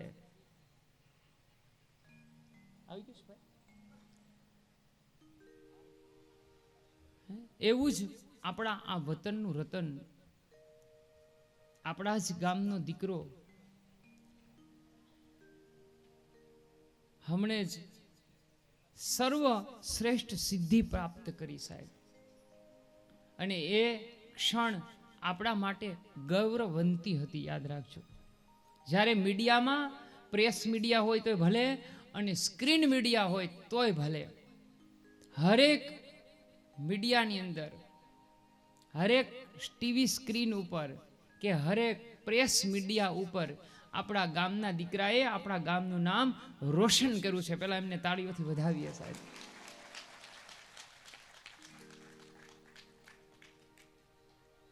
યુપીએસસી જેવી પરીક્ષા ક્લાસ 1 ઓફિસર તરીકે જેમણે ગુજરાતમાં ફર્સ્ટ આવી, ભારતમાં 4થા નંબરે આવી અને આપણા ગામનું નામ આ દેશના નકશા ઉપર ઉજાગર કર્યું છે. અને ફરી એકવાર તાલીઓથી વધાવીએ. અને હું આગળ એન્કરભાઈને કહું કે આગળનો દોર લાવી આપણે પહેલાં એમનું સન્માન કરશું, પછી આપણે ભગવત કથાનો દોર આગળ હાંકશું. હલો, દાદાએ જેમ વાત કરી કે વતનનું જેવો રતન છે અને તમારું એક ગામ નહીં પરંતુ સમગ્ર પંથક જેના પર ગર્વ લઈ શકે એવું એક વ્યક્તિત્વ આપણી વચ્ચે આવવાનું છે. યુપીએસસી દ્વારા લેવાયેલ CAPF એટલે કે સેન્ટ્રલ આર્મ પોલીસ ફોર્સ 2023ની પરીક્ષામાં સમગ્ર ભારતમાં ચોથા ક્રમે અને ગુજરાતમાં પ્રથમ ક્રમે આવીને કેન્દ્રીય લશ્કરી પોલીસ દળ અને આર્મીમાં ક્લાસ 1 ઓફિસર તરીકે જેઓ ફરજ બજાવી રહ્યા છે, જેઓના સિરે સંસદ, એરપોર્ટ જેવા મહત્વના સરકારી સંસ્થાઓની સુરક્ષાની જવાબદારી છે, એવા ભારતના ગૃહ મંત્રાલય અંતર્ગત જેઓ મહત્વની સેવા બજાવી રહ્યા છે, એવા ફેનિલ જયસુખભાઈ ગજેરાને હું આ ધારગણી ગામના જ્ઞાન સપ્તાહ યજ્ઞમાં હાર્દિક સ્વાગત કરું છું, અભિવાદન કરું છું. ભાઈ આપણી વચ્ચે પધારી રહ્યા છે, જોરદાર તાળીઓના ગડગડાટ સાથે વધાવજો. યુપીએસસી એ વિશ્વની ટફેસ્ટ એક્ઝામ એટલે કે વિશ્વની સૌથી મુશ્કેલ એક્ઝામોમાંની એક પરીક્ષા છે. તેમને પાસ કરવી કરોડો લોકોનું એક સપનું હોય છે અને તે પરીક્ષાને પાસ કરીને આજે તમારા ગામનું અને આપણા પંથકનું નામ જેમણે સમગ્ર ભારતમાં રોશન કર્યું છે, એવા ફેનિલ જયસુખભાઈ ગજેરા આપણી વચ્ચે ઉપસ્થિત થઈ રહ્યા છે. ફરી એક વખત ધારગણી ગામના આંગણે ફેનિલભાઈ આપને અમે આવકારીએ છીએ, અભિવાદન કરીએ છીએ. જેમનાથી અહીં બેઠેલા જે નવયુવાનો છે અને મારા જેવા હજારો યુવાનો જેમાંથી આવનારા સમયમાં પ્રેરણા લઈ શકે ને એવું એક ખૂબ જ સારું એવું વ્યક્તિત્વ ફેનિલ જયસુખભાઈ ગજેરા, જેઓ પોતાની યુપીએસસી પાસ કરવા માટે કઈ 2-3 કલાકની મહેનતની જરૂર નથી હોતી. લોકો 15-15 કલાક, 18-18 કલાકના વાંચન પછી આ પરીક્ષાઓ પાસ કરે છે. તેવી પોતાની ટાઈમ મેનેજમેન્ટ અને પોતાના માતા પિતાની મહેનતથી જેમણે યુપીએસસી જેવી એક્ઝામ પાસ કરીને આજે સમગ્ર ગામનું નામ રોશન કર્યું છે, એવા ફેનિલ જયસુખભાઈ ગજેરા આપણી વચ્ચે ઉપસ્થિત છે. જોરદાર તાળીઓના ગડગડાટ સાથે ફેનિલભાઈ આ ધારગણી ગામ આપને આવકારી રહ્યું છે. દાદાના હાથે તેઓ આશીર્વાદ અને સન્માન પ્રાપ્ત કરી રહ્યા છે. આવનારા સમયમાં ધારગણી ગામના કોઈ પણ યુવાનોને જો જરૂર હોય, માર્ગદર્શન લેવું હોય તો ફેનિલભાઈ ખડે પગે રમેશભાઈને હું વિનંતી કરું છું કે સ્ટેજ પર પધારશે અને ભાઈશ્રીને સન્માનિત કરશે. હજારો યુવાનો જેમાંથી પ્રેરણા લઈ શકે, કારણ કે સમગ્ર ભારતમાં જેઓએ ચોથા નંબરે આ એક્ઝામને પાસ કરી છે અને જેઓના સિરે ભારતના ગૃહ ખાતાના મહત્વની જવાબદારીઓ છે, એવા તમારા ગામનું ગૌરવ અને સમગ્ર ગુજરાતનું ગૌરવ કહી શકાય એવા ફેનિલ જયસુખભાઈ ગજેરાને હું ફરી એક વખત આ ધારગણી ગામના આંગણે આવકારું છું, અભિવાદન કરું છું. દાદાએ વાત કરીને કે વતનનું રતન છે, આ સાચું રતન છે તમારું, આને સાચવીને રાખજો મિત્રો.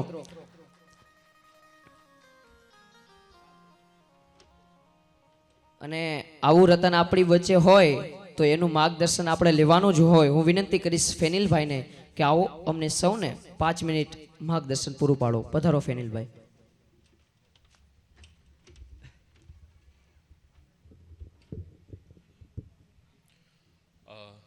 ધારગણી ગામના સૌ કોઈ લોકો, મહારાજશ્રી તથા ઉપસ્થિત સૌ ભાઈ બહેનો તથા નાના બાળકોને સૌને મારા તરફથી રામ રામ.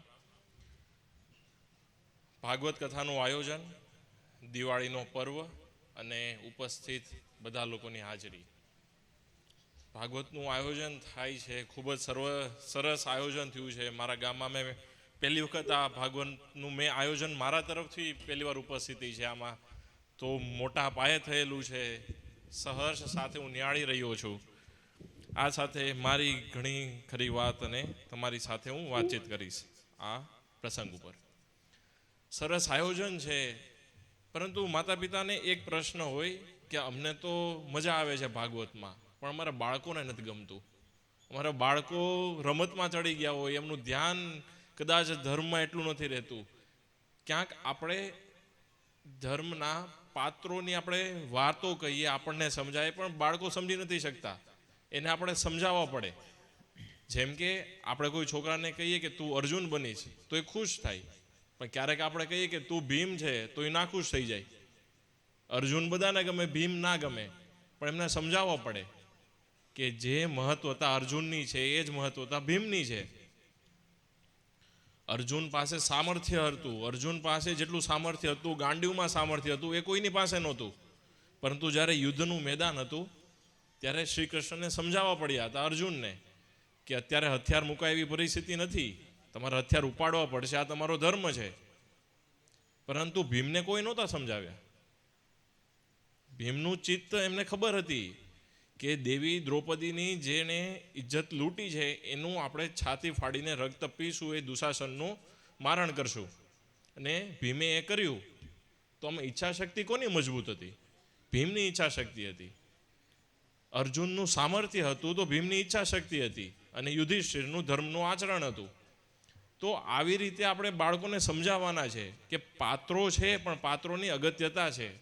સમય સાથે બધા પાત્રોનું વર્ણન બાળકોમાં કઈ રીતે ચિતરવું એ અત્યારની જનરેશનને થોડુંક સમજાવવું પડશે. કેમ કે મહારાજ શ્રી આપણને સમજાવે, આપણે સમજી જઈએ, પણ અત્યારના બાળકોના હાથમાં મોબાઈલ એટલા ઝડપથી વિકસે છે કે મહારાજ શ્રી જ્યાં સુધી બોલશે ત્યાં સુધી બીજા 10 જણાનું સાંભળી લેશે બાળકો. તો બાળકોને અલગ અલગ રીતે તમારી રીતે આપણે સમજાવશું તો એ આ લાઈનમાં આગળ સમજશે. ત્યારબાદ છે આગળની કારકિર્દી વધારવા માટે, સફળતા મેળવવા માટે શું કરવું, શું ના કરવું. ઘણા લોકો આખી દુનિયામાં સમજાવતા હોય છે, કેમ કે માઇક આવે ત્યારે ઘણું બધું બોલાવતું હોય છે, પણ 3 વસ્તુ અગત્યની છે. એક છે તન, એક છે મન અને એક છે ધન. તનમાં શારીરિક શક્તિ હોવી જોઈએ. આપણે વીર સાવરકરનું સૌથી શ્રેષ્ઠ ઉદાહરણ છે કે આ 3 મહત્વ કઈ રીતે સમજાય. શારીરિક બળ હોવી જોઈએ, તમારા બાળકો દંડ મારતા હોવા જોઈએ, તમારા બાળકો જે યુવાનો છે કદાચ એ જીમની ભાષામાં સમજે તો સ્કોટ્સ મારી શકતા હોવા જોઈએ, 500 600 દોરડા કૂદતા હોય તો 1 2000 3000. મારો પોતાનો રેકોર્ડ છે 3200 દોરડા કૂદવાનો. દોરડા કૂદો. જે એક ખાલી મારી એક અપેક્ષા છે કે જ્યારે હું બોલું ત્યારે તાળીઓ નહીં પાડતા. તાળીઓ જે કલાકાર હોય એમને જરૂર પડે. હું કલાકાર નથી કે મારે કોઈ વાંચન નથી કરવાનું. ઘણીવાર શું થાય, જ્યારે તાળીઓ પડે ને ત્યારે તાળીઓનો અવાજ રહી જાય અને શબ્દો ભૂલાઈ જાય અંતમાં. તો ખાલી થોડુંક સાંભળજો. તન હતું કે જ્યાં શારીરિક શક્તિ મેળવો, સારો ખોરાક ખાઓ. ત્યારબાદ હતું મન. મન એ છે કે વિચાર છે. આપણા સમાજમાં હોય કે આપણા દેશમાં હોય, આ વાત બધે ચાલતી હશે કે બાળકોને શેમાં ભણાવવા, ગુજરાતીમાં ભણાવવા, અંગ્રેજીમાં ભણાવવા. અને કદાચ જે અત્યારે સોફ્ટવેર એન્જિનિયર જાય છે બહાર, તો એમને તો એ ઇસ્યુ આવે હૈદરાબાદ, દિલ્હીમાં, કે એમને હિન્દીમાં ભણાવવા. વાત ભાષાની નથી, વાત શબ્દોની છે. આ વસ્તુ બાળકોને સમજાવો. ભાષા તમારા સુધી પહોંચે છે જ્યારે શબ્દો મનમાં ઉતરે છે. તમે કોઈને ક્યારેક ખીજાઈ જશો કે કોઈના વખાણ કરશો તો એમને એ નહીં યાદ રહે કે તમે કઈ ભાષામાં ખીજાણા હતા, કઈ ભાષામાં તમે વખાણ કર્યા હતા. યાદ એ રહેશે કે તમે શું બોલ્યા હતા, કયા શબ્દો હતા. તો બાળકોને ધીરે ધીરે એ શીખવાડો કે કઈ રીતે યોગ્ય શબ્દો વપરાય જ્યારે બોલતા હોય ત્યારે. ખુશ હોવ તો કઈ રીતે કયા શબ્દો વાપરવા, કે ક્રોધ આવે તો કઈ રીતે શબ્દો વાપરવા. એ મનની વિચાર શક્તિનું તમારે વધારવાનું છે. અને ત્યારબાદ છે ધન. ધનનો અર્થ રૂપિયા નથી, ધનનો અર્થ છે સંસાધન. એ ધનમાં તમારી કમાણી પણ આવે, તમારું ઘર પણ આવે, તમારા રોજગારનું સાધન પણ આવે, અને સૌથી મોટું ધન કે જે સંસાધન કહીએ છીએ એ છે તમારા બાળકો, તમારા સંતાનો. ધન લક્ષ્મી દેવી નથી. ધન સંસાધનના જે મૂળ દેવી છે એ છે માતા સરસ્વતી. સરસ્વતી દેવીની અર્ચના કરો, કેમ કે લક્ષ્મી દેવી ચંચળ છે. આજે છે કાલે ડબલ પણ થઈ જાય, એના પછી 4 ગણા પણ થાય, પણ એના અડધા પણ થઈ જાય. સરસ્વતી દેવી કોઈ દિવસ પાછા મોઢે નહીં વળે. જેટલું મેળવશો એટલું આગળ વધશો. બાળકોને આ 3 મૂલ્ય શીખવાડો કે તન, મન અને ધનને કઈ રીતે સાચવવા. આ 3 શીખશે ક્યારેય જીવનમાં કોઈ પ્રકારની દુર્ગતિ નહીં આવે. આપણે ખરાબ સમય આવે એનું એક કારણ એ જ છે કે આ ક્યાંક ને ક્યાંક આ 3માંથી ક્યાંક ભૂલ થાય છે અને ભવિષ્યમાં થોડું ક્યાંક નડે છે. તો આ 3માં ધ્યાન આપવાનું કે જેથી આપણે આગળ વધીએ. ત્યારબાદ એક મહત્વનો પ્રશ્ન, જ્યારે અમે અમારા જેટલા સમકક્ષ વયના બાળકો હોય કે મોટી ઉંમરના બાળકો હોય, લોકો હોય, તો બધાનો એક સવાલ સેમ હોય કે અમારી જનરેશન બરાબર છે, અમારા નાના બરાબર નથી. અમારા મોટા અમને સમજી નથી શકતા અને નાના એમની મનમાની કરે છે. તો આવું શા માટે થાય? આવું એ માટે થાય કેમ કે આપણી ઉત્સુકતા ધીરે ધીરે ઘટતી જાય. ઉત્સુકતા હંમેશા રાખવી પડે. જેમ જેમ સમય બદલાય તેમ તેમ સમય સાથે થોડુંક થોડુંક શીખતા રહેવાનું. આજે મોટા ભાગના લોકો વોટ્સઅપ વાપરે, શા માટે? વોટ્સઅપના ક્યારેય ક્લાસો ચાલ્યા નથી, કોઈ શીખવાડ્યું નથી, છતાં બધા વોટ્સઅપ વાપરે છે. કેમ કે એમાં તમે રસ દાખવ્યો, એમાં જોયું કે નહીં આ તો એક સાથે બધાને ગુડ મોર્નિંગ પહોંચી જાય છે, આ તો એક સાથે બધાના વિડીયો આવી જાય છે અને તમે વાપરતા થઈ ગયા. એ જ રીતે બધું વિજ્ઞાન છે, બધું ટેકનોલોજી છે, એ બધું સાંકળીને ચાલવાનું, તો સરસ એવી વસ્તુ સમજાય તમને. આ બધું સાથે સાથે કરતા રહીએ. જ્યારે બાળકો હોય કે મોટા લોકો હોય ત્યારે ઘણીવાર દુર્ગતિના દિવસો આવે, તો એ સમયે જ્યારે તન મન ધનની વાત કરું છું, આ તો આ દુનિયાના પ્રશ્નો છે, પણ જ્યારે આમાં સંકળામણ થાય ને ત્યારે એક નવો વિચાર આવે, એ છે આધ્યાત્મ. દુનિયાના કે ભારતના કોઈ પણ જે મહાન લોકો થઈ ગયા છે, અને એમાં હું સર્વશ્રેષ્ઠ એક જ ઉદાહરણ આપું છું, એ છે ડૉક્ટર એપીજે અબ્દુલ કલામ, કે જ્યાં કોઈ ધર્મ નથી નડતો, કોઈ જ્ઞાતિ નથી નડતી, કોઈ સ્ત્રી પુરુષ નથી નડતો, કોઈ મધ્યમ વર્ગનો કે નિમ્ન વર્ગનો કે ઉચ્ચ વર્ગનો છોકરો કે છોકરી હોય, એ છે ડૉક્ટર એપીજે અબ્દુલ કલામ, કે શ્રેષ્ઠ ઉદાહરણ આપ્યું છે કે મહેનત કરો, આધ્યાત્મમાં રસ રાખો અને પોતાનું કાર્ય એ સરળતાથી નિભાવો. જેટલું સરળતાથી કરશો એટલું સરળતાથી તમને પરિણામ મળશે. પરિણામ અઘરું ત્યારે પડે છે જ્યારે તમે એમાં પોતે જાતે કરીને જટિલતા લાવો છો. એક વિદ્યાર્થીને ખબર છે કે એમને ભણવાનું છે, એક ઉંમરવાળી વ્યક્તિને ખબર છે કે એમને રોજગાર કરીને કંઈક ધન કમાવાનું છે કે જેથી એનો પરિવાર ચાલે, એક વૃદ્ધ વ્યક્તિને ખબર છે કે એમને હવે થોડુંક ધર્મના બાજુ ચાલવાનું છે, પોતાનો અનુભવ પોતાને સમાજને આપવાનો છે. જ્યારે આ એનું કાર્ય કે જેનો ધર્મ છે એ નથી નિભાવતા, કે ક્યાંક સંતુલન ખોરવાય છે, ત્યારે પછી આપણા જીવનમાં ક્યાંક ને ક્યાંક વહેણો આવતા જાય છે. તો ધર્મ આપણો એ છે કે આપણે આપણું કાર્ય નિભાવીએ અને એ કાર્ય નિભાવતાની સાથે સાથે આધ્યાત્મને સાથે રાખીએ. આજના સમયમાં તમે યુવાનોને શીખવો કે કઈ રીતે વિશ્વના અત્યારે સૌથી સર્વશ્રેષ્ઠ ક્રિકેટર હોય તો વિરાટ કોહલી છે, આપણે એને માનીએ છીએ, તો એ ક્યાં જાય છે જ્યારે એમને દુઃખ પહોંચે છે? ત્યારે પ્રેમાનંદજી મહારાજ પાસે જાય છે. શા માટે જાય છે? કેમ કે જ્યારે જીવનના પ્રશ્નોના ઉત્તર જ્યારે ક્રિકેટના મેદાન પર નથી મળતા, ત્યારે એ મનના ભીતરમાં મળે છે, અને જ્યારે મનના ભીતર કઈ રીતે જવું એ જ્ઞાન આપણને આધ્યાત્મ આપે છે. એ જ્ઞાન આપણે આપણા ગ્રંથ છે, આપણે આપણા વેદ છે, એનું કઈ રીતે અર્થઘટન કરીને આપણે મેળવી શકીએ એ આપણા ગુરુજનો આપણને શીખવાડે છે. તો બાળકોને આ રીતે વાળો કે કઈ રીતે એમને તન મન ધનને સાથે રાખીને આધ્યાત્મને સાથે રાખીને આગળ વધી શકાય. ત્યારબાદનો પ્રશ્ન આવે કે અમારે બાળકોને કારકિર્દીમાં કઈ રીતે આગળ મોકલવા. આ પ્રશ્ન આજથી 10 વર્ષ પહેલાં ઘણો મુશ્કેલ હતો કે કઈ રીતે જવાબ આપવો. કેટલી બધી લાઈન છે, કેટલા બધા આપણા પાસે વિકલ્પ છે, અને આ બધું મળ્યા પછી પણ માર્ગદર્શન કોણ આપશે? કાંઈ જરૂર પડી તો આ બધાની આપણે જે ઉકેલ છે કોણ લાવશે? પણ આ બધા સવાલનો એક જ ઉત્તર છે, એ છે આપણી પાસેનું ઇન્ટરનેટ. જે પણ લોકો સાંભળે કે એમના બાળકોને ઇન્ટરનેટનો યોગ્ય ઉપયોગ કરતા શીખવાડો.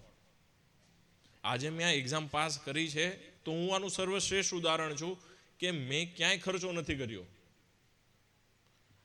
આ એક્ઝામિનેશન જ્યારે એટલી મુશ્કેલ બને ત્યારે લોકો સ્પર્ધામાં ઉતરે, પણ મેં સ્પર્ધા નહોતી અપનાવી, મેં સહકાર અપનાવ્યો હતો. બધા પાસે કાંઈક ને કાંઈક હોય તો મેં બધા પાસેથી એકત્રિત કર્યું ઇન્ટરનેટની મદદથી. જ્યારે મારે ઇન્ટરવ્યૂ હતું ત્યારે હું ગુજરાતમાંથી અમે 3 જણા હતા અને બીજા 2 કોણ હતા એ મને ખબર પણ નહોતી.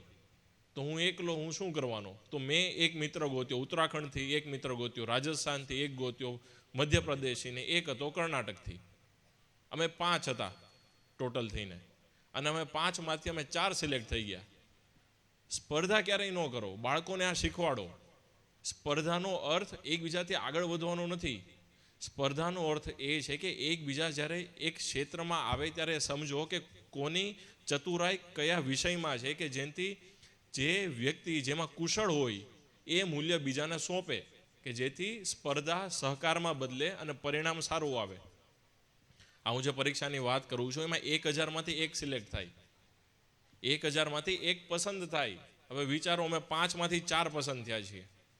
અને આજની પરિસ્થિતિ એવી છે કે અમે 5માંથી અત્યારે ટોટલ 5 પાસે અમારી પાસે 9 જોબ છે.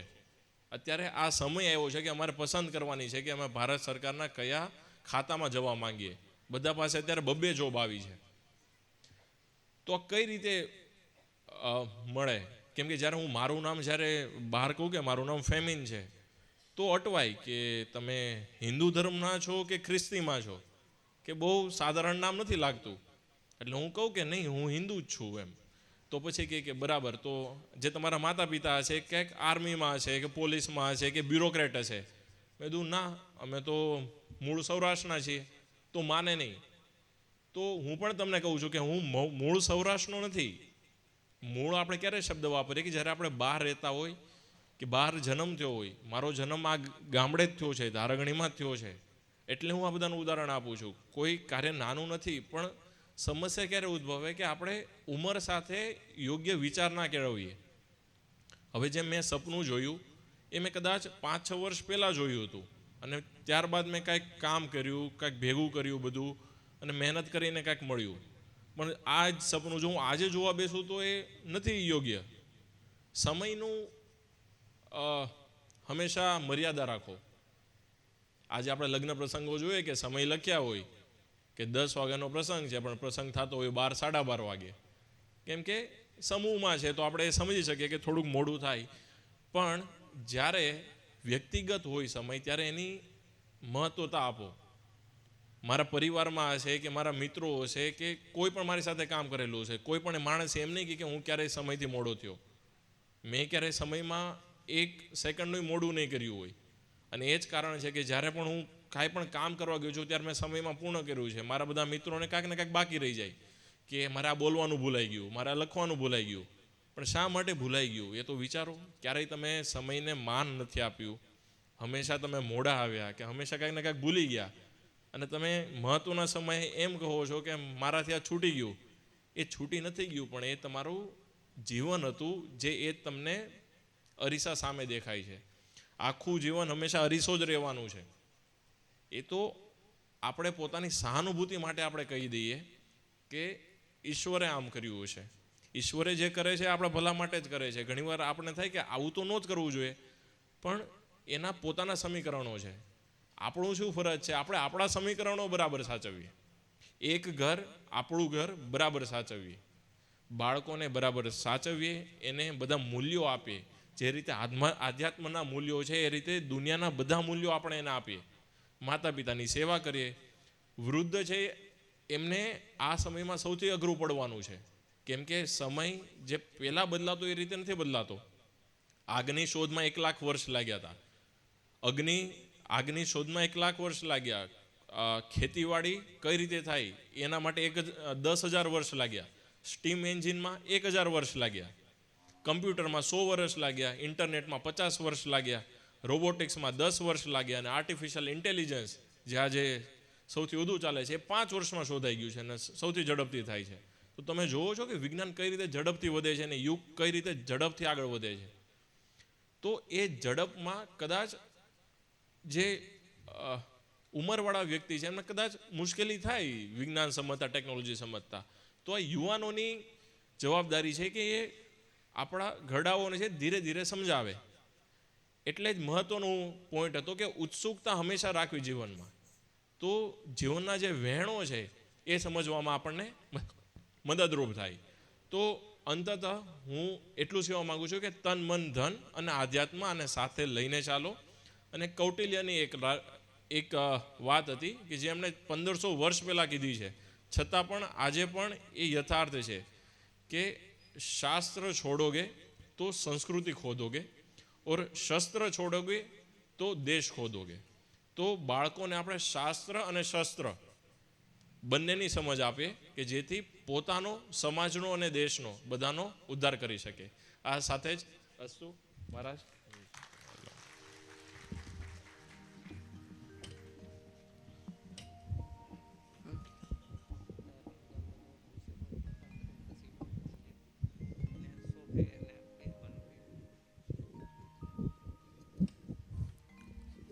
ફરી એક વખત દાદાએ જેમ વાત કરી હતી એમ હકીકતમાં તેમના શબ્દો સાંભળ્યા પછી ખરેખર સમગ્ર પંથકનું અને ધારગણી ગામનું જેવો રતન છે, જોરદાર તાળીઓના ગડગડાટથી વધાવો તેમને.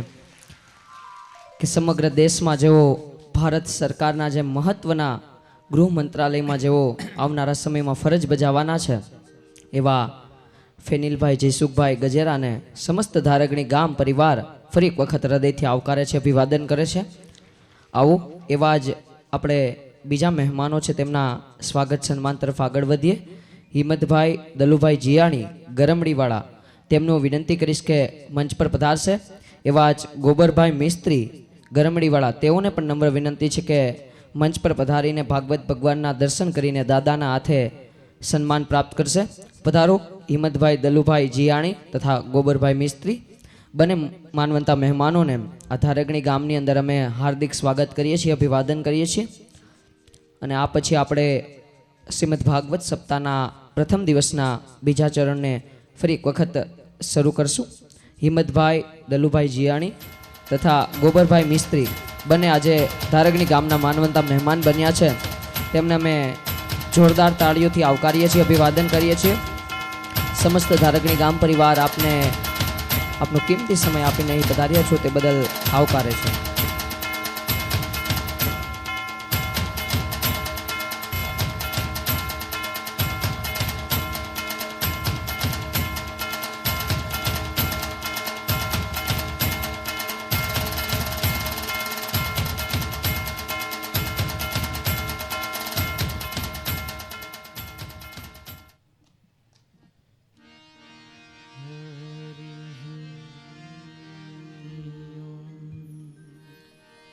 नैमिषे सुतमासिनं भिवाय महामती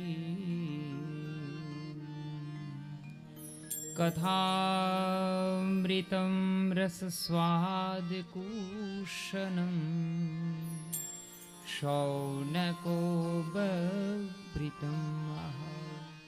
ભગવાનની આ કથા હવે 88,000 ઋષિઓ ચોક્કસ કોઈ ક્ષેત્ર ગોતે છે, કોઈ ભૂમિ ગોતે છે કે આ કથા આપણે 1000 વર્ષ સુધી ભાગવતમાં 3 વૃત્તાંત કરવામાં આવે, 3 જગ્યાએ આ ભાગવત કથા ચાલે છે એવું બતાવે છે. રામચરિત્ર માનસ છે એ કર્મના ઘાટ ઉપર પ્રયાગરાજ ચાલે છે. તો અહીંયા ઉત્તમ, મધ્યમ અને સામાન્ય 3 શ્રોતાને વક્તા બતાવ્યા છે ભાગવતમાં. હવે ઉત્તમ શ્રોતા કોણ છે? પરીક્ષિત અને સુખદેવજી, કે જેમણે કથામૃત સ્વાદ સિવાય બીજી કોઈ પણ ચર્ચા કરી નથી. એમનો હેતુ કયો હતો? કથા. મધ્યમ શ્રોતા કોણ છે?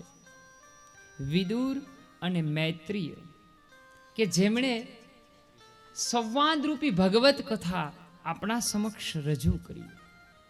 ત્રીજા નૈમિષારણ્ય નામની અંદર સૂતજી અને શૌનક ઋષિઓ છે, એ કથા કરે છે. હવે એ કથાનું સત્ર એવું હતું કે 1000 વર્ષ સુધી કથા ચાલે છે. દિવસ આખો યજ્ઞ ચાલે અને રાત્રે કથાનો સત્સંગ થાય. તો હવે એ જગ્યાને શોધવી પડે. હંમેશા કોઈ પણ વૈદિક કે ધાર્મિક કાર્ય કરવા માટે થઈ, આધ્યાત્મિક કાર્ય કરવા માટે થઈ ભૂમિકા મહત્વની છે સાહેબ.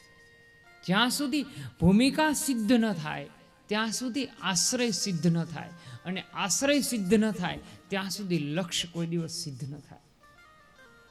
હવે વિચારમાં પડ્યા ઋષિ મુનિઓ કે એવી કઈ જગ્યા છે, કઈ જગ્યા ઉપર આ કથા કહેવી. એટલે વિચાર કર્યો, બ્રહ્માની પાસે જાય છે. બ્રહ્મા એમ કહે છે કે ભાઈ આ જગ્યા શોધીએ. હું તમને એક ચક્ર આપું છું, મનોમય ચક્ર. આ ચક્ર જ્યાં ઊભું રહે ત્યાં તમારે ભગવત સત્ર કથા કરવી. હવે બ્રહ્મા પાસે શું કામ જાય છે? આપણા સનાતનના 3 દેવોનું મહત્વ છે. બ્રહ્મા, વિષ્ણુ અને મહેશ. 3ના વાહન છે. નંદી છે, હંસ છે અને ગરુડ છે. તો બ્રહ્મા છે એ બુદ્ધિના દેવ છે.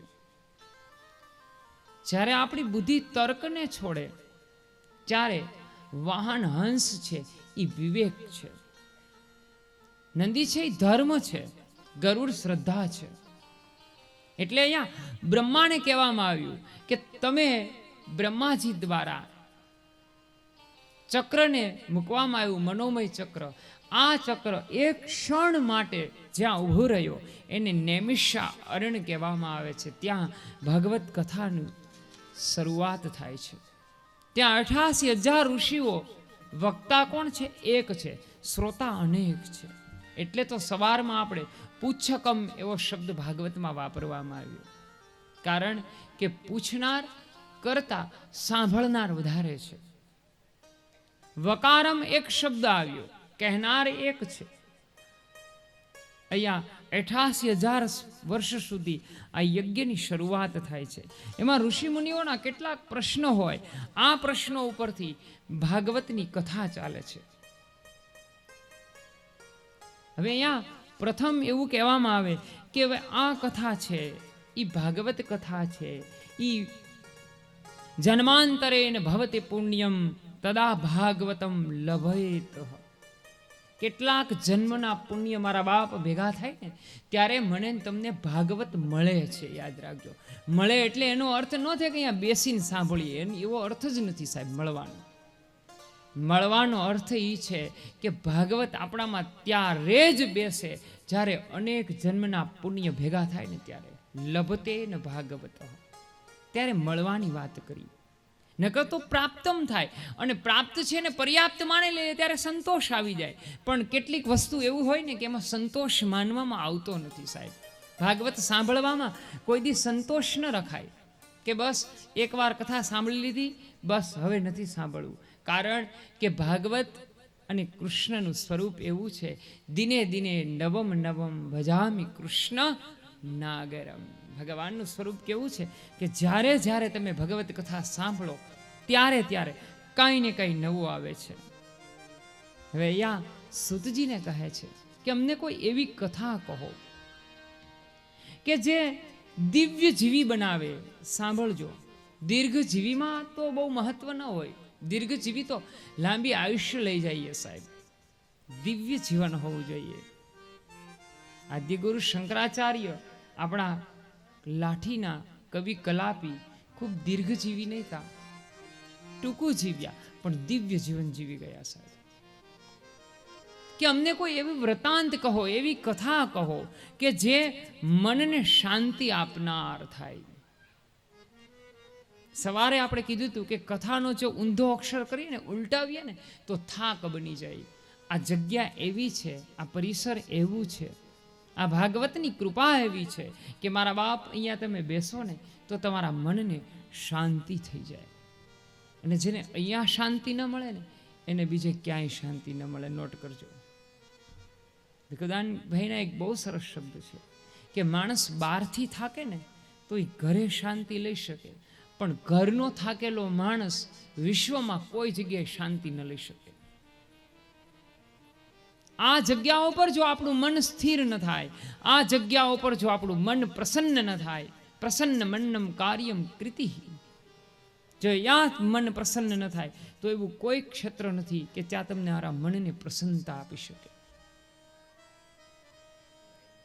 તો અહીંયા કથા કહેવામાં આવે છે કે અમને આ કથા નારદ પાસેથી મળી. અહીંયા પ્રશ્ન ઉદ્ભવે, જવાબ google.com પાસે બહુ બધો છે, પ્રશ્ન મને તમને ઉદ્ભવવા જોઈએ સાહેબ. જવાબ તો છે એમના પાસે, પ્રશ્ન ઉદ્ભવો ને એ મહત્વની વસ્તુ છે. ઋષિમુનિઓ કહે છે બાપજી, નારદજી એક ક્ષણ પણ લોક વિગ્રહ મુક્તસ્ય, લોકોમાં વિગ્રહ કરાવતા કરાવતા નારદજી ક્યારે આટલો બધો સમય કાઢ્યો કે એમણે આખું ભાગવતને શ્રવણ કરી લીધું. કે સાંભળો, એક વખત સનત, સનાતન, સનંદ અને સનત કુમારો એ વિશાળ શાલાની અંદર બદ્રી વિશ્રામની અંદર પધાર્યા. ત્યાં નારદજી ખિન્ન થઈને બેઠા હતા. તમારા સ્વભાવ, તમારી અંદર ચાલેલા મનોમય ચક્ર, એનું દર્પણ આપણું મુખ છે. તમે ચિંતામાં હોવ અને તમે પ્રસન્ન હોય ત્યારે તમારી બે મુખ મુદ્રા જોઈ લેવી, કેટલું ડિફરન્ટ છે બે વચ્ચે. નારદજી ખિન્ન થઈને બેઠા છે અને આ વખતે સનત કુમારો ત્યાં આવે છે. અને સાહેબ, જીવનમાં જ્યારે વિકટ પરિસ્થિતિ આવે ત્યારે સદગુરુનો આશ્રય સિવાય કોઈ પણ બીજો રસ્તો આપણી પાસે નથી. એટલા માટે મહારાજા દશરથ વશિષ્ઠ બાપજી પાસે જાય છે કે બાપજી, મારી પાસે બધી જ વસ્તુ છે, અને જો વસ્તુ અતતઃ વસ્તુ જો સુખ આપનાર હોય તો વાંચજો કે બુદ્ધ અને મહાવીર રાજકુમારો હતા, ઘર છોડીને શાંતિની શોધમાં ન જાય ક્યારેય. જો બધું જ સુખ સાધનથી પર્યાપ્ત હોય, પ્રાપ્ત હોય, તો મહાવીર અને બુદ્ધ કોઈ દી ઘર છોડીને જાય નહીં.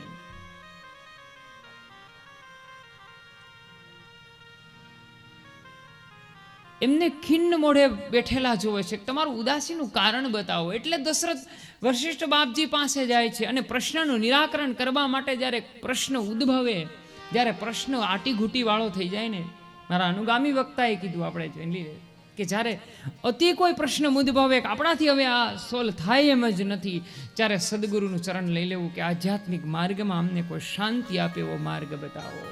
આ માર્ગ સદગુરુ સિવાય કોઈ બતાવી ન શકે સાહેબ. હરેક પ્રશ્નનું નિરાકરણ, અહીંયા યુવાન બેઠા છે, એમને ખબર હશે સાહેબ, આપણી પાસે તો મહાન ગીતા નામનો ગ્રંથ છે. જેમણે OMG ફિલ્મ જોયું છે એમને ખબર હશે કે તમામે તમામ જીવનના ઉકેલો ગીતાકાર શ્રી કૃષ્ણ મને તમને આપી ગયા છે સાહેબ. જીવનમાં જ્યારે જ્યારે વિકટ પરિસ્થિતિ ઉદ્ભવે ને ત્યારે ગીતાના 500, આમ તો 700 શ્લોક છે, પણ 582 શ્લોકની અંદર તમામે તમામ જીવનનું વૃત્તાંત આ કથાકાર કહી ગયો છે સાહેબ, આ ગીતાકાર કહી ગયો છે, કૃષ્ણ કહી ગયો છે. એટલે કૃષ્ણમ વંદે જગત ગુરુ છે. આ ઈ કૃષ્ણ છે સાહેબ કે જરૂર પડે ત્યારે ઈ સુદર્શન પણ ચલાવી શકે, અને જરૂર પડે ને ત્યારે વેણું પણ વગાડી શકે, જરૂર પડે ત્યારે ચીર પૂરી પણ શકે, અને જરૂર પડે ત્યારે ચીર હરી પણ શકે. ઈ કૃષ્ણની આ કથા છે.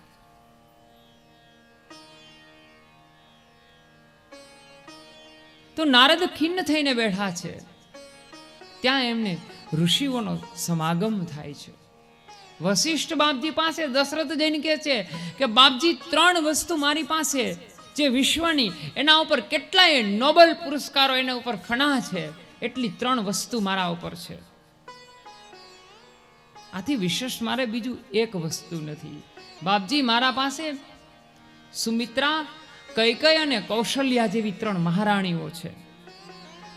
સપને કોઈ દિવસ નીતિ ન ચૂકે ને એવી પ્રજા છે અવધની. અને ત્રીજી વસ્તુ કે આપ જેવા સદગુરુ મારી પાસે છે, છતાં મોહે એક બાતની જ્ઞાની છે બાપજી, મોહે સૂત નાહી. અને ત્યારે એને સદગુરુ આશીષ આપે કે રાજા, તારે ત્યાં એક નહીં 4 સંતાનની પ્રાપ્તિ થશે. ધર હું ધીરજ, પણ તું ધીરજ ધરજે. તો નારદ ખિન્ન થઈને બેઠા, ત્યાં એમને ઋષિ મુનિઓ મળે. નારદને વૃતાંત કહે છે કે તમે આટલા બધા ખિન્ન થઈને કેમ બેઠા છો? અને ત્યારે નારદજી કહે છે, સાંભળો કે હું આ કલીના પ્રભાવથી કુરુક્ષેત્ર, શ્રીરંગ, શેતબંધુ અનેક તીર્થોમાં ફર્યો, પણ તીર્થમાં કશે મેં ધર્મને જોયો નહીં. કલીનો એટલો પ્રભાવ છે, જ્યાં દુરાચાર છે. આ સમયે હું જ્યારે પૃથ્વી ઉપર વિહાર કરતો હતો, એ સમયે એક સ્ત્રી હતી, એ યુવાન હતી, એમની પાસે 2 વૃદ્ધો હતા, અને એ સ્ત્રીએ મને સાદ કરીને બોલાવ્યો. સ્ત્રીએ મને બોલાવ્યો,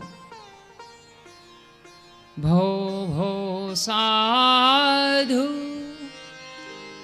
ક્ષણમ તિષ્ઠમ. હે સાધુ, ઉભા રહો, થોડી વાર માટે ઉભા રહો. ક્ષણમ તિષ્ઠ, સાધુની ક્ષણ અને અન્નનો કણ કોઈ દી બગાડાય નહીં, યાદ રાખજો. અહીંયા તમે પ્રસાદ લ્યો છો ને, એ પ્રસાદ છે, અન્ન છે. અન્નનો કણ અને સાધુનો ક્ષણ કોઈ દી બગાડાય નહીં. કહે છે કે સાધુ, એક ક્ષણિક ઊભા રહો, થોડી વાર મારા માટે ઊભા રહો અને મારા દુઃખનું નિવારણ કરો. નારદજી છે ને, એ દુઃખનું નિવારણ કરવા જાય છે. સાધુ જોયા. તુલસી રામચરિત્ર માનસમાં સાધુની વ્યાખ્યા કરેલી છે. સરલ સ્વભાવન મન કુટિલાઈ યથા લાભ संतोष सदा ही. जिसके पास 3 होता है साध, ज्ञान और गम.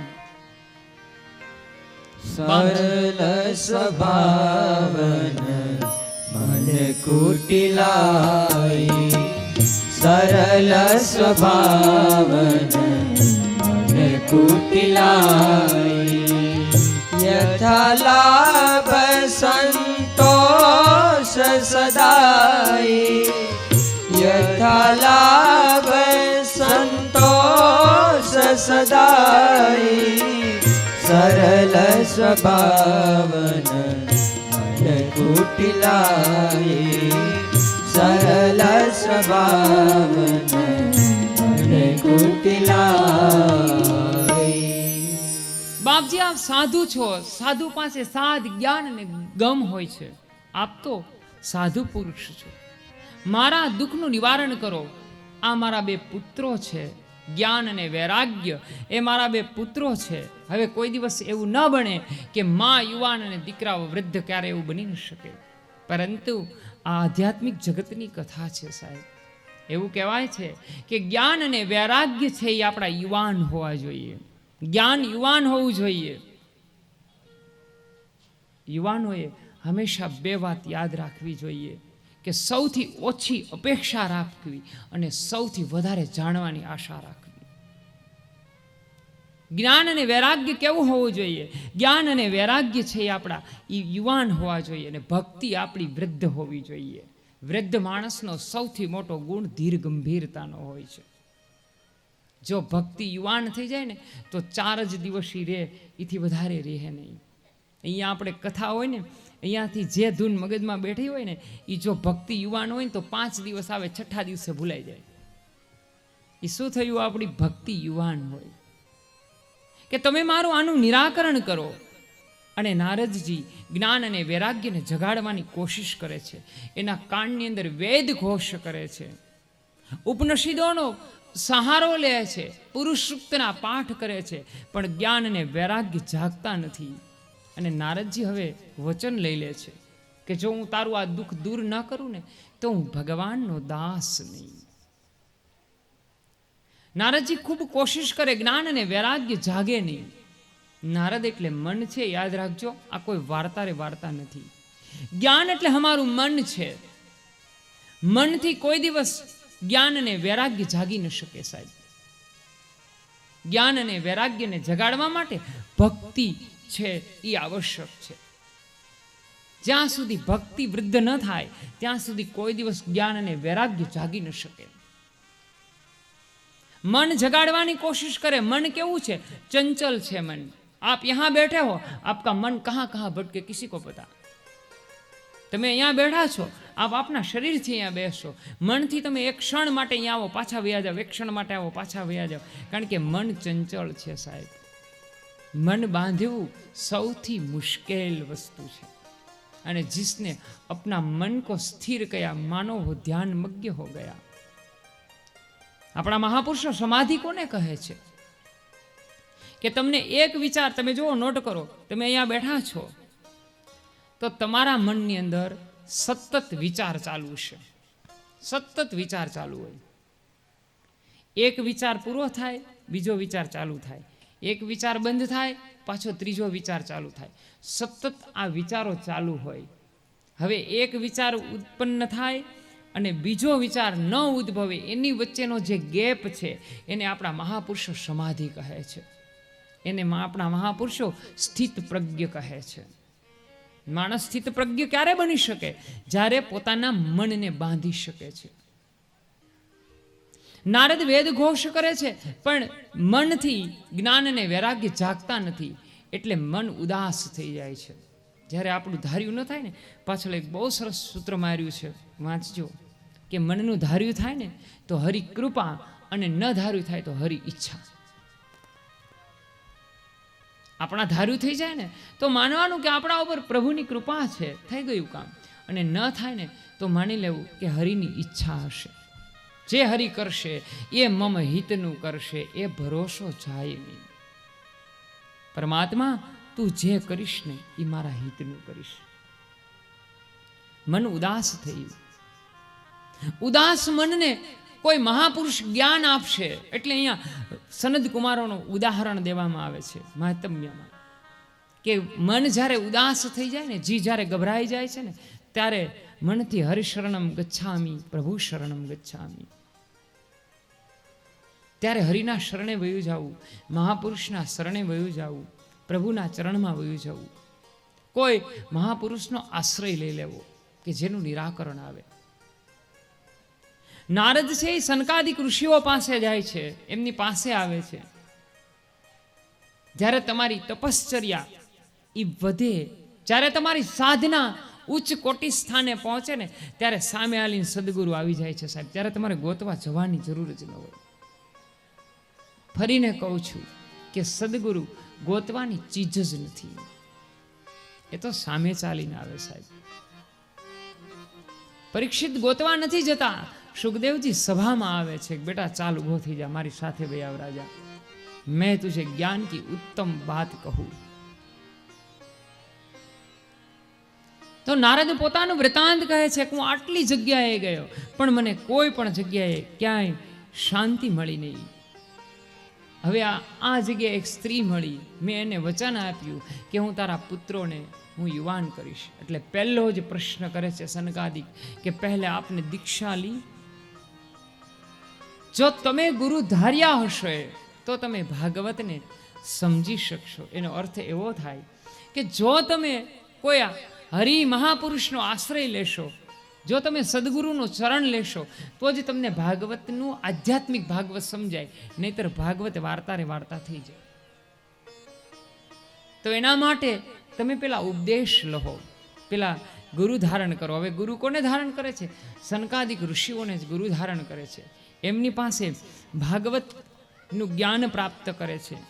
કારણ કે હે નારદ સાંભળો, એકમ ભાગવતમ શાસ્ત્ર મુક્તિદાનેન ગર્જતી.